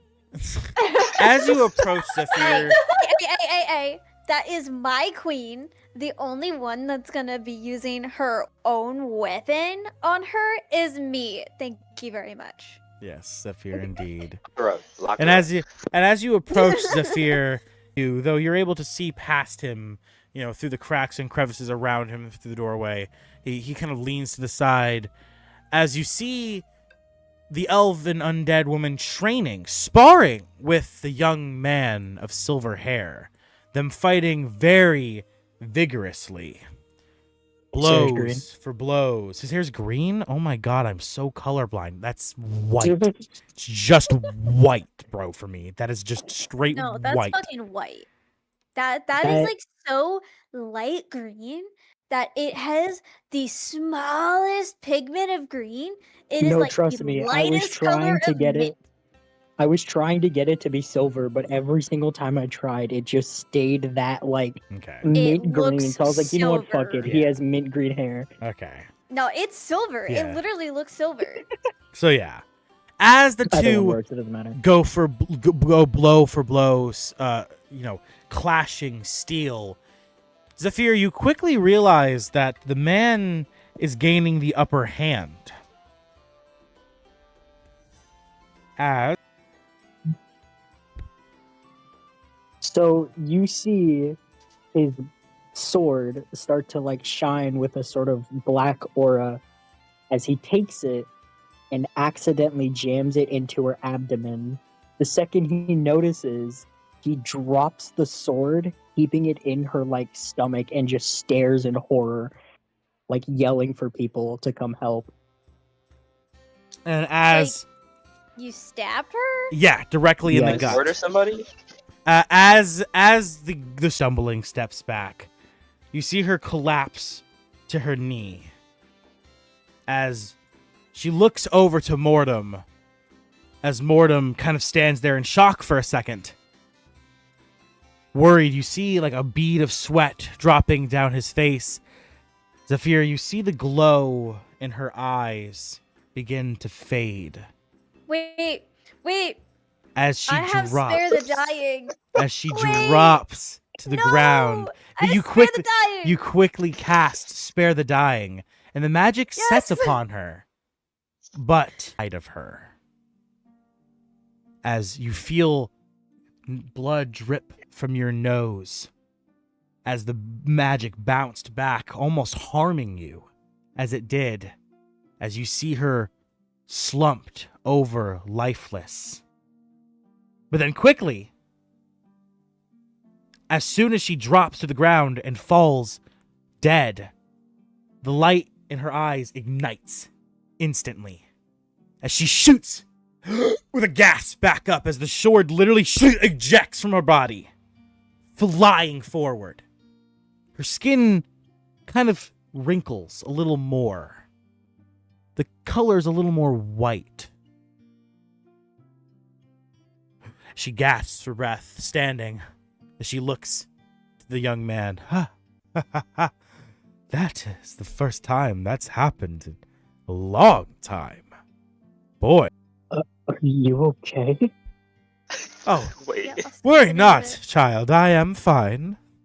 I am undying after all. Did I scare you? That must have been quite the fright. She looks over to Mortem and she Yes. says to Mortem, "You can drop the act now, old chap. I think you've done quite a good job of scaring the shit out of both of them." As Mortem begins to laugh. Yeah, I think I did do a pretty good job now, didn't I? As you see a smile quickly form on his face as he wipes the fake sweat away. Turning around, two of them though. "Oh, Zephyr! Shit! My bad, didn't see you there. Did I give you a fright?" That's just a little bit we like to do here. Zephyr's gonna look at him with fucking anger while there's just blood dripping out of her nose. She's gonna walk. He takes the punch. Ooh! Oh, you are definitely a strong one. That's deserved, but still worth it. As he starts limping out of the way as he moves out of the doorway so you can enter inside. She's just gonna mutter as he walks away. And you're definitely a dick. Doop, doop, doop, doop, doop, doop, doop, doop, doop, doop. You laughing. She says, sorry about that, young one. I did not mean to give you a fright. Mortem always tends to lean in whenever I pass and make it seem a bigger deal than it is. Oh, you haven't been introduced yet. Please, I'd like you to meet, and before she even gets a chance to say your name, Perseus. I think it is. Hello, my name is Perseus. It's a pleasure to meet you. Ah, yes, Perseus. Quite a swordsman, I must say. Gave me a run for my money. Even managed to deal a fatal blow. Thank you, although I think it would have been important knowledge to tell me that you were undying. You are correct. That's my bad. I do have a tendency to forget. With the gift of undeath does come a curse. My memory is not what it used to be when I was still a regular mortal.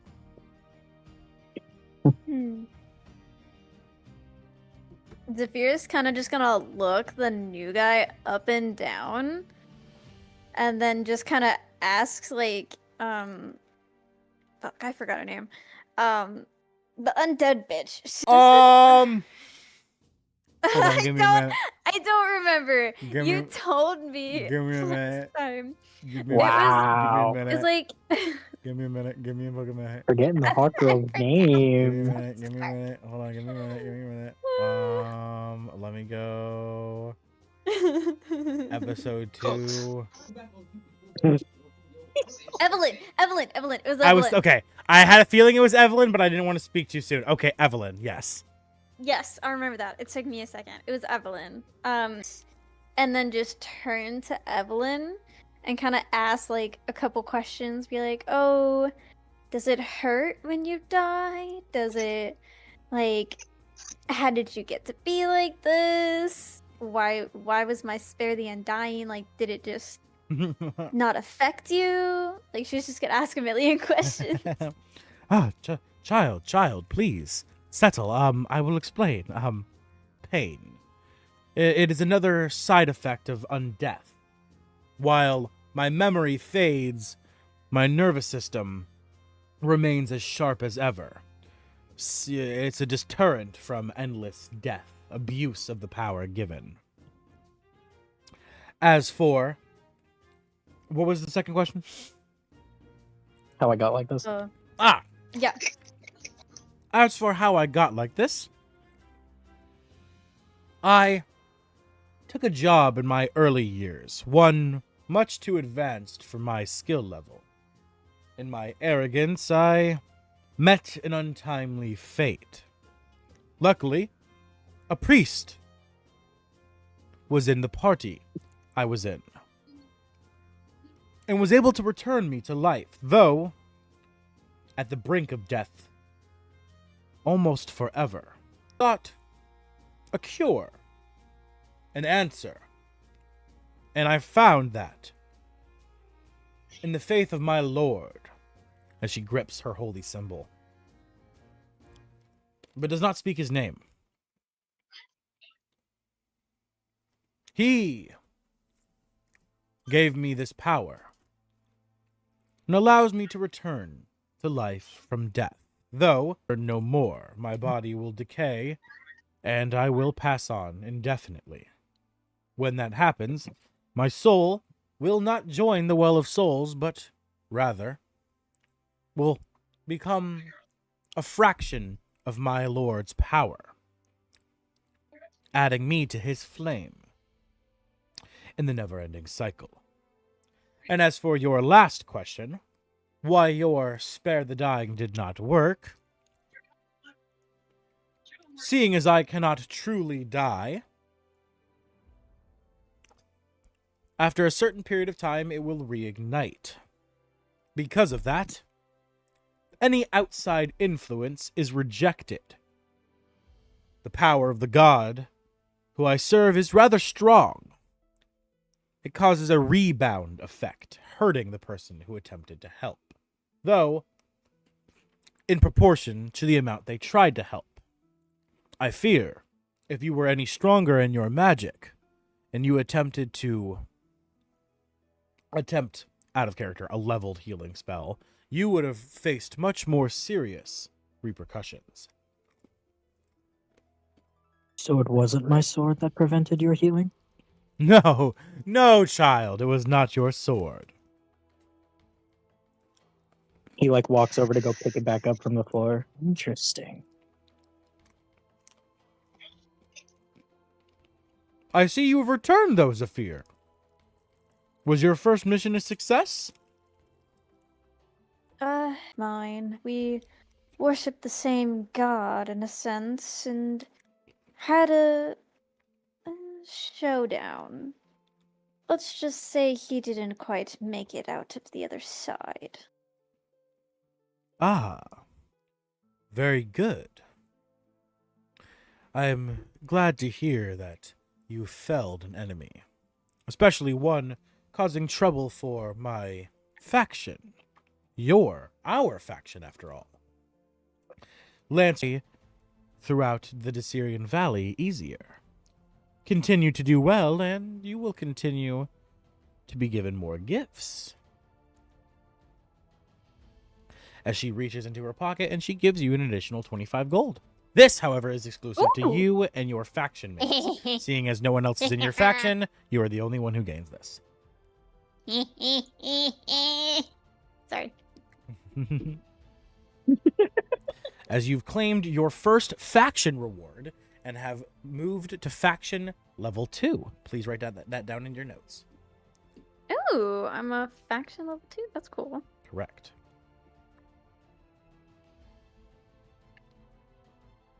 Now, if you do excuse me, I must go bandage and repair this hole in my shirt. Good day, Zephyr, and good day, Perseus, yes. Oh, and don't forget, Zephyr, she turns to you before she leaves, to speak to Mortem. Turn in your quest and the proof of completion to receive your bounty reward. And toodles, as she leaves. Okay. Question. Yes. As she leaves, does she pass Zavala? No, she just goes over to this little spot and starts mending her stuff. She really doesn't even really walk, but like 30 steps away. Oh, yeah. I got a 17 on the history check for the statue, so we can do that some other time. But We get into you. I'm Zavala. going to get to you in just a second. Okay. Wrapping up with Perseus and Zephyr right now. As Perseus and Zephyr, as she says this, do you guys talk to each other at all? Introductions to each other or any roleplay? Oh, especially for the one that she works for. You wouldn't happen to be a part of a group that's here for the cults? For the cults? Yes. The four cults? To fight the cults. Oh, yeah. No, that was like more of an out of character question. Sorry. I was Yeah. like, why are you You're okay. good. Well, yes and no. The bounties for defeating a necromancer that was kind of terrorizing the village. We were recruited ultimately to help with defeating the cult since we were the only ones stupid enough to try. And see. there are such things as factions within the guilds that we've each joined. You might as well join one if you wish, but it's not a dire thing to do. I've already joined my faction, though I do appreciate your honesty. And it appears that we are a part of the same group now. As you see Oh, Mortem, are we? you see Mortem peek his head into the opening as I just pictured his it. ears red Speak hot. of the devil. As his ears are red hot. Ah, right. I forgot to mention that. Yes, Zephyr. My bad. Please do me a favor and introduce the rest of your group to Perseus, as I already received the notice. When you all entered town without Oros, I knew I had to find a replacement. My condolences on the loss. However, Perseus here will be a fine addition to your team, and hopefully won't get himself killed as easily as the child did. Why did I recruit a You mocked child? I feel as if that was on me. However, there also feels to be as if there were circumstances I couldn't have prevented. Like I didn't have a choice whether or not a child joined the group. The DM stares directly at the player. Anyways, Zephyr's kind of getting for all of us, so I'm not so bothered. Some of the others are. I'm sure they'll get over it eventually, but I don't think we'll let this happen again. Lesson has been learned.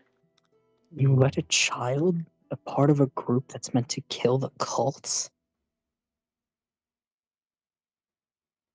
There's Yes, something I deeply did. wrong. I promised to never let it happen again. You've done it the entire time. I think you muted. Well, You better not let it happen again. Oh, I promise that.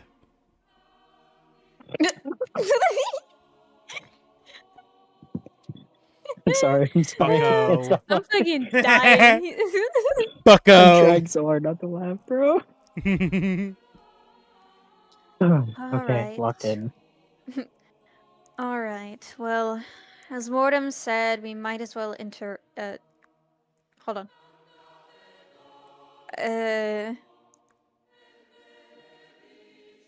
Hold on. What the fuck? Introduce.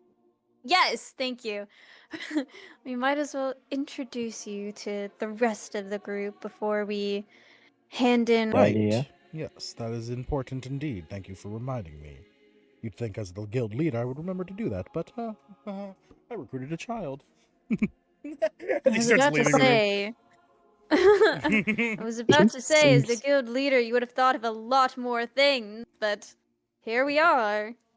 He's Hey. not quite good at his job. He was a child that had a magic dragon and could shoot a bow across the fucking air. He turns I'm not gonna around. question it. He turns around. He walks right up to you. He shot the spine out of a dwarf and pinned it to the wall. Its skull was still attached to the spinal cord. I, Background. I, Hey, give that to somebody? Or Jimmy? No, he did that. He likes, Yeah, Oros did that. He likes to make things Yeah, he more did. dramatic than they really gave it to are. somebody. twice. Hold on, where's the rest of the group? Okay. They're all spaced out doing different things. This is where I'll cut, and then everyone will group back together after we handle individual player stuff. Awesome. All right. As you guys begin to try to find the rest of the group, we will now get to everybody else, starting with Zavala, who I know is really wanting to investigate this statue. What was your roll, Zavala? Sorry. 17. The statue, really giving it a look over. It kind of clicks in your head. The serpentine tails, the creature's fangs. It looks rather strange, and the name didn't ring a bell at first, but now you start to understand. It seems to be some kind of regional version of Jormungandr, the world serpent.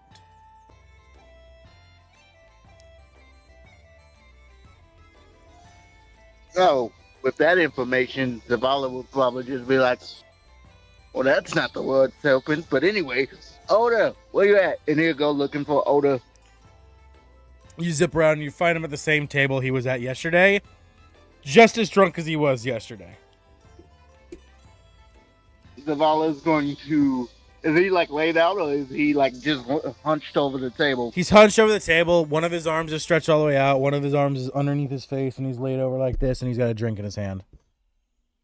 Zavala's just going to pull his head back, and he's going to tell him, what's up, you old drunk? I need to talk to you. Huh? Oh. Hey, Zavala. I'm a little drunk. Give me a minute. Oh, God. Tush. That's a buff. What is His that head. stuck with the drunkard? Did his head fall? Yeah, his head slams back into the table.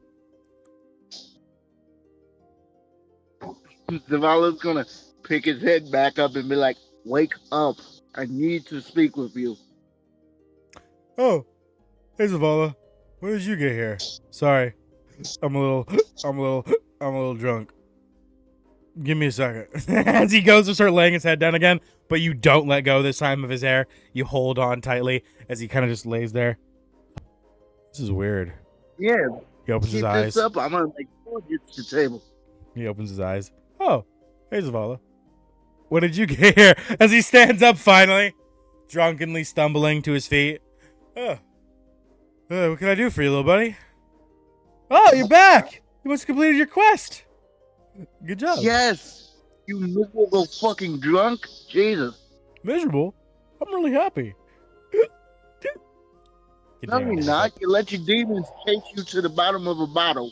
Listen, we completed the quest, killed the Necromancer, and I was wondering if A, you had any actual assignment work for me, and B, if I could give you what you gave me back to give to a new recruit, because it does not feel right to sell it. He looks to you. I gave you something? Oh, right, yeah. Let's hold on to it for now. As for assignment work, hold on. He goes fumbling into his pockets. Pulls out a piece of paper. Yeah! Here's a good assignment. Eggs, milk, cheese. Nope, this is my wife's grocery list. Sorry, hold on. Goes into his other pocket. Ah, yes, assignments. As of current, the only assignment we have is to investigate the believers. Okay? Can you do that for me? Can you investigate the believers? Yes, can you clean up your act for your family? My wife prefers me drunk. You're so useless right now. Oda, clean it up, or I'm gonna ask to have you replaced. Hey. I've already beaten you in combat. There's no reason I can't have you replaced. Hey, you didn't beat me. I fell asleep. There's a difference. I beat you, but that's splitting hairs. Is this drink still on the table? No, he's been slowly drinking it this whole conversation. By now, it's empty. As you see him raise his glass into the air. Another, please, for the Oda. He slams the glass down. Savala's just gonna fly away, like having no intention of dealing with this. And he's gonna see if he can find Evelyn in like a training room or anywhere nearby. Okay. Bye, Butterbean. As you fly away. Perseus, yes. Yes. Which we will continue with all three of you when we finish with the other two people. So, next up, we'll go to Imogen. Are you ready? Yep. All right, Imogen. You go to find our girl, Aim. You find her held up in the same corner she was chilling in before. See her vibing in the vibe shack. She's got a log in one hand, she's got a dagger in the other hand, and she's whittling. Ah, I thought I'd find you here. Oh, good to see you didn't die. Slightly surprised. Most people don't make it past their first mission. Well, I'm not going to lie. It was a very treacherous battle and journey. And it was a very close one, which is why I'm here, actually. Your guild. You mentioned it had a few perks. Would that require... would that include any form of equipment, maybe, that could help me stay alive longer in battle? You know, healing potions. I seem to notice this town lacks some. Ah, yes. There sadly is no potionsmith. Last one ran out of town. Some strange activities. Chances to be giving out supplies to lower level initiates.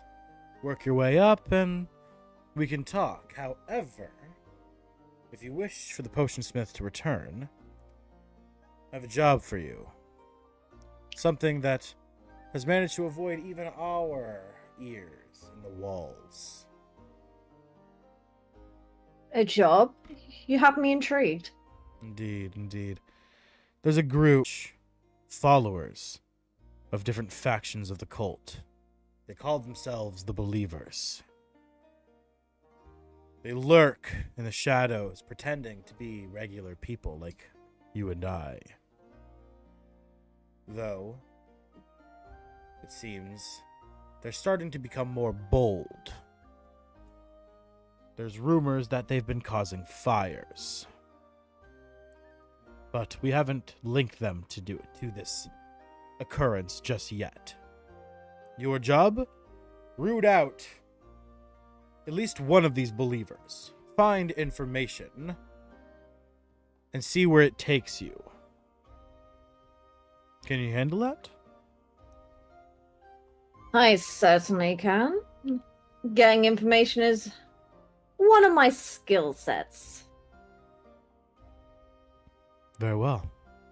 That being the case, then I'll leave that to you. Though, Appreciate you will have to find some rumors of evil to figure out what's going on. Call back to earlier.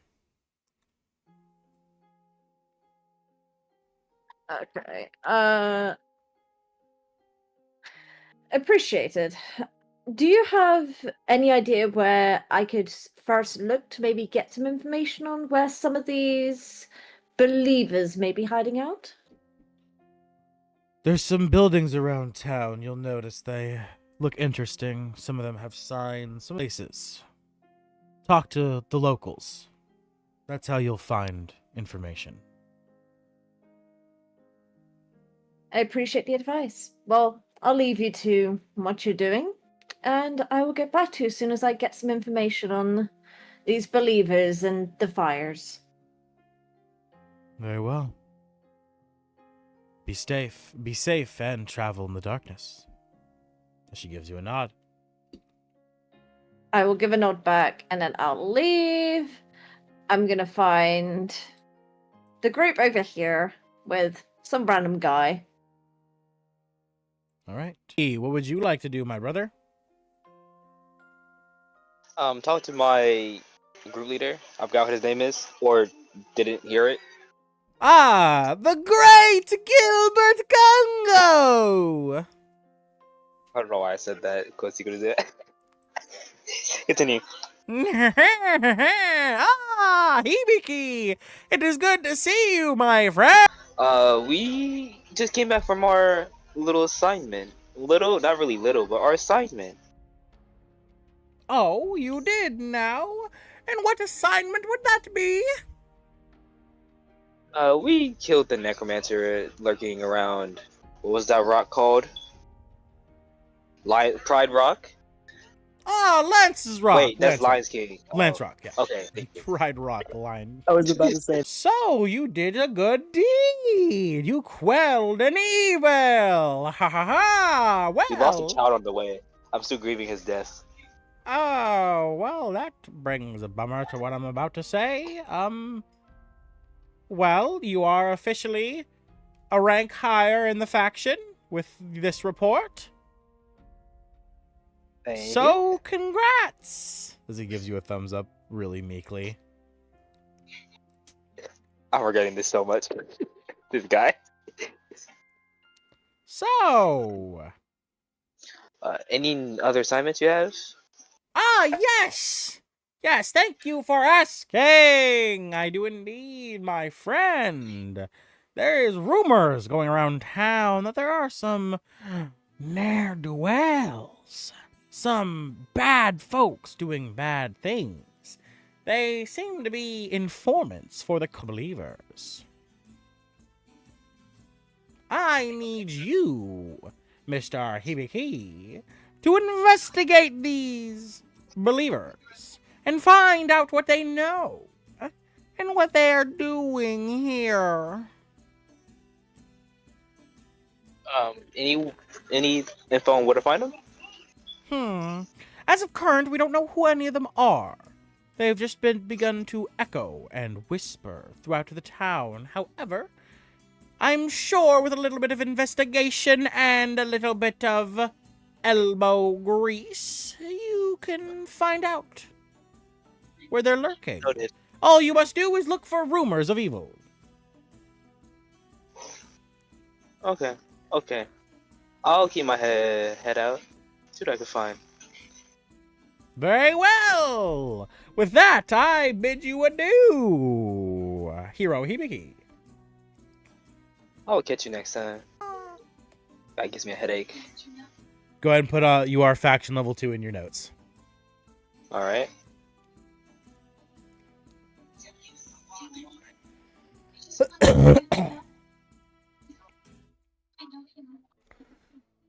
As you all group together,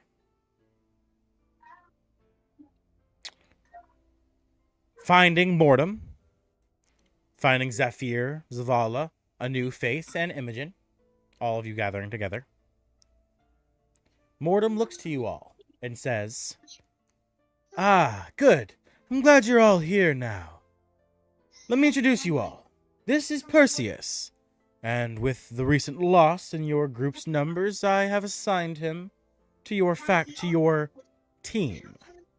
He's already joined a faction, his room has already been set, and he's a part of your team. So, please, get to know him, and be acquainted and ready for your next assignment. As of current, we don't have any work, so tomorrow, at least, you'll have a day off. Get to know the Red Larch area, each other, and if you so desire, you can maybe even venture into the Desirian Valley, searching for a little free work to do. Be careful, though. Danger lurks in every crack and crevice.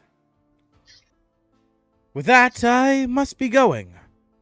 If there's no questions, I bid you all farewell. Wait a minute. As he snaps Wait back. a minute. Go ahead, Zavala. What about our payment for the quest? Oh, yes. Ha ha ha. Thank you. I almost forgot. You see him kind of tugging at his collar. He was trying to get out of paying.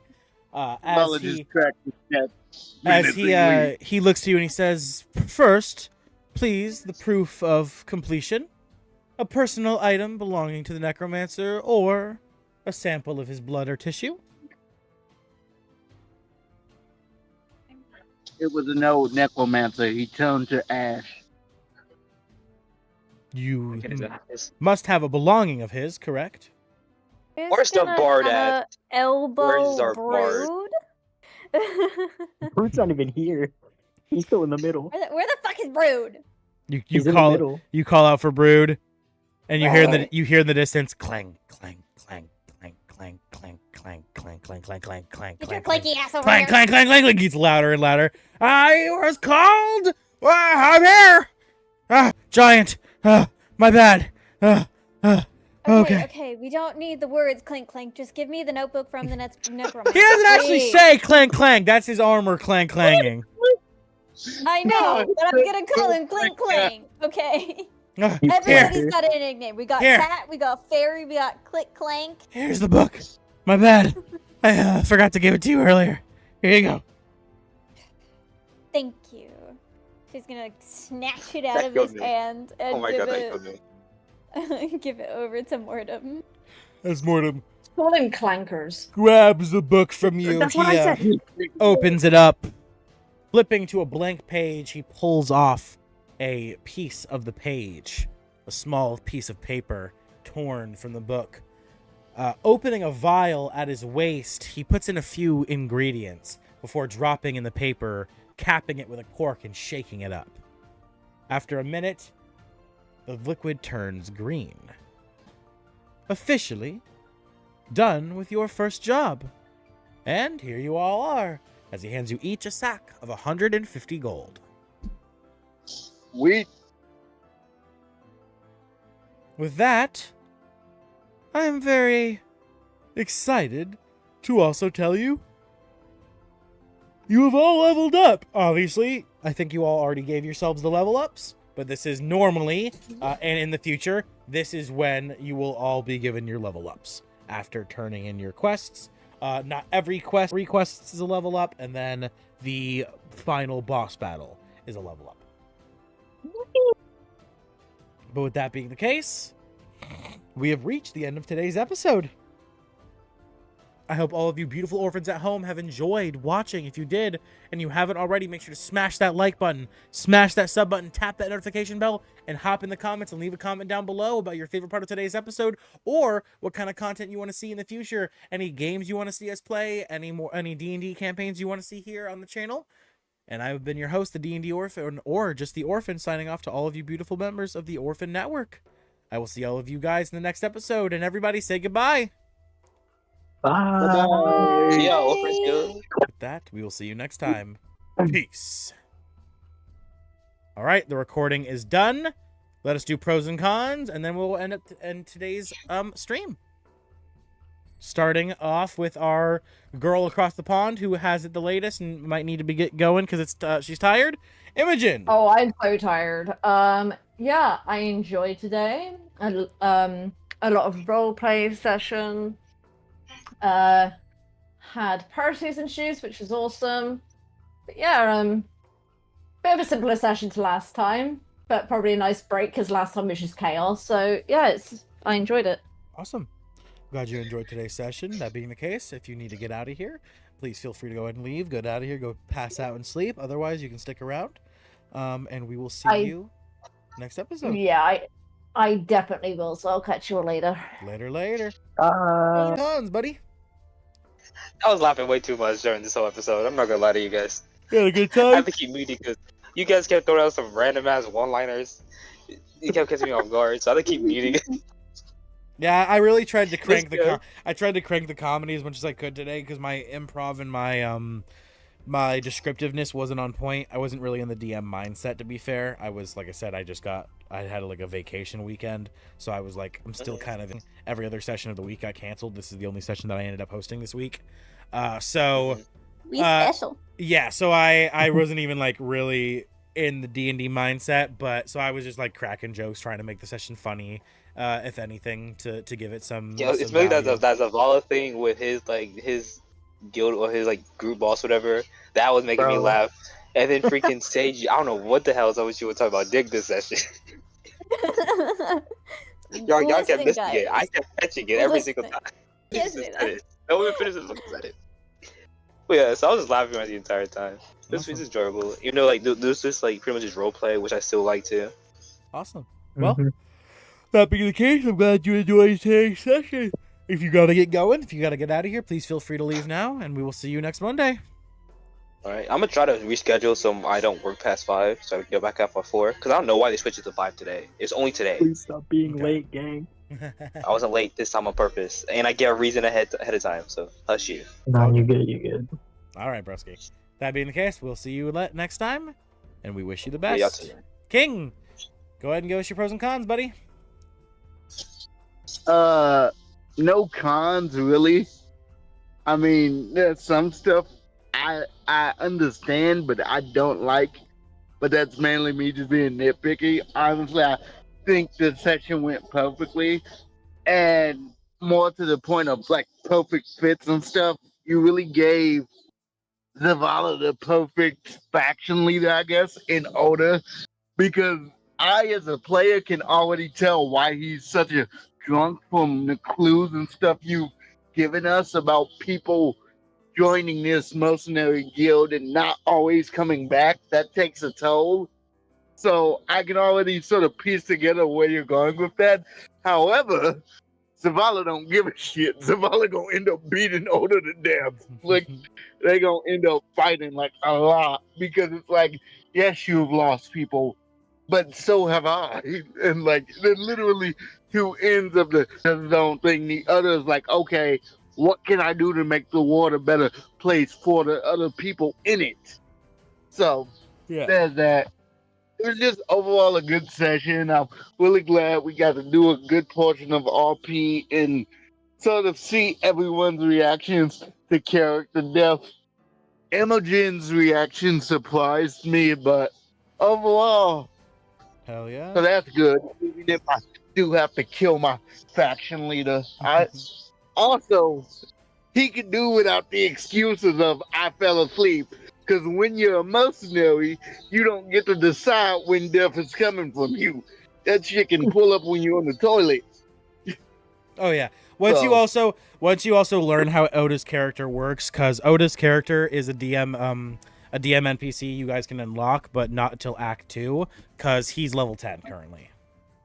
Oh, interesting. Yeah. He is a drunken monk, though, isn't he? He's a drunken master, or not a drunken master, but Oh. you know how Zenitsu in season 1 can only fight Yeah. when he's asleep. Yep. Oda's got that. Oh, Except for I he got can't he can't only fight when he's asleep, but when he passes out, if you would have tried to throw a blow at him while unconscious, some shit would have happened. Like you would have experienced Oda's real. So that's why when he's like, all you did was make me fall asleep. That's not him losing. You just hit stage 1. You beat phase 1 of the boss fight. Now it's time for phase 2, bitch. Run the One, Zavala don't know that, and Yeah. two, it would be dishonorable to throw a Of punch course. at somebody Yes. knocked out in a sparring match. Specifically, if Yeah. you're trying to kill him, sure, but in a sparring match, if you pass out, you're done. Yeah. Yeah, what will happen was most likely when you unlock him as a DM NPC in Act 2, you'll like bring him out in combat and he'll fall asleep and you'll be like, oh, your character will be like, no, really, Oda? And then you'll see what happens when he falls asleep. And then from that point forward, you'll keep you filled up. I mean, honestly, at that point, once he does unlock the knowledge of Oda being a sleep master, basically, Yeah. he's gonna be like, "Hey, Oda, you want some chloroform?" Literally, yeah. Yeah. But no, Oda's drinking problem does inhibit him because his sleep fighting is stronger than his drink fighting. And if he would instead focus on learning a way to fall asleep instantly during battle to enter his sleep fighting mode rather than drinking himself into unconsciousness, he would be more. So yeah, he does have trauma, which correlates to his drinking, which you did obviously pick up on. Well, yeah, and that's why they're the perfect pair because Zavala has his trauma. Like, we didn't really go into detail, but I've cooked up a lot of details for Zavala's backstory where you'd probably be like, shit. Yeah. But yeah. Awesome. Everybody got their reason. Come out. If you got to get going, King, feel free to leave. Otherwise, stick around, and we will see you in the next session. Yep. All right, Leafeon, you are up, buddy. Hello, pros. New character unlocked. We got Perseus in here. Hell yeah. That was really fun. Also got to talk with the group a bit, get to know, Remind me only next session to con- read Perseus's backstory. I didn't want to do it at the end of the session because something that narratable and like really descriptive is better for the beginning of an episode. That until next episode's opener to read your backstory. So remind me, please. Yeah. All right, I got you. Only con, not even a con. Jump scare in the DMs saying, "Hey, do you want to kill Evelyn?" Huh? You slut! You proposed Unironically, that. I forgot that she was like undead at first, so all I saw was, "Do you want to kill her?" I was like, "Wait a minute. Oh, he's talking. Yeah, I was like, hey, wanted to watch me suffer. you want to fuck with Zephyr's character a little bit? I thought it'd be funny." Bitch. I genuinely thought, like, I forgot that she was undead too, so I was like, wait a minute.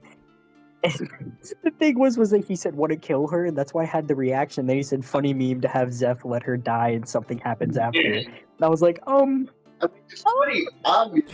Yeah, let me give you guys the exact quote that I said to Leafeon. I said, "Want to kill her? Funny meme to have Zeph see her die, then something happen after." I'm sick. I'm a fucked up person. So fucking sick. Dude, that's why psychopathic or sociopathic. Because I said, and I quote, "Funny meme to have Zeph see her die, and then something happen after." I'm so I unhinged. genuinely forgot that she was like undead too, so I was like, "Oh, I'm actually about to kill her." And then fucking everyone in VC was like, yes. And I was like, "Okay, fucking we ball, I guess." Yeah, and then of course she got back up because she's undead. She's undying. So The part that was worse was that whenever I was like thinking about it, and I remembered that she was undead, before I did, I was like, okay, since I'm gonna kill her, why not pull like fully? And I was like, wait a minute. No, she's undead. I'll just do a thrust. Yeah. That was permanent damage. Hey, the only one that should be thrusting. Evelyn is. Don't you finish that sentence? Hey, look. Yeah, I was so tempted to make a joke too while you guys were talking in the room. I was gonna be like, "I'm gonna leave you two lovers alone. Let me just step out real quick," or then just ask like, Anyway. "Oh, did I hurt your lover? I'm sorry." Anyways. Oh my god. But yeah. there was no real cons other than that. It just scared the shit out of me. And then I remembered, I was like, okay, she'll be fine, right? Yeah, okay. Well, I'm glad you enjoyed the session. I'm glad you enjoyed the role play, the fun moments. With that, if you gotta get going, feel free to leave. Otherwise, we will see you in the next episode. With that, Alrighty. we also get to the last person, Zafir. Last but certainly not least, give us your pros and cons, girl. Pros. Love the session. It was good. I always love a good role play. It was fun to kind of interact with people and kind of see the town and everything. Kind of bummed there's no like spell shops or anything, because I do still have that Rune of Storing. So I'm like, I want to get spells in that, and I want to start building my spell list because I'm a warlock sorcerer. Cons. My DM's a slut. My DM's a slut that wanted to give me a heart attack for the lady I'm simping over. Did you think I was gonna permakill the character? For you though? No. And then you were like, oh yeah, she just jumps back up, and I'm like, yeah. No, I wanted to just fuck with you a bit. I wanted to give you a little tease. That'd be funny to give you a little heart attack. Listen, that's not the way I want to be teased by Evelyn. Just saying. All right. Well, with that being the case, I saw King just leave, so that means we have reached the end of today's pros and cons. Vernon, we are wrapping up right now. The session has just ended. Thank you for coming back out and hopping in, but we are leaving right now. To begin their second day. Well, they're going to go to bed and then begin their second day of being a team. So with that, we've reached the end of today's episode. Thank you all so much for coming out, watching. If you haven't already, make sure to smash that like button, smash that sub button, tap that notification bell, and leave a comment down below. I've been your host, the D&D Orphan, or the Orphan, not the D&D Orphan, just the Orphan.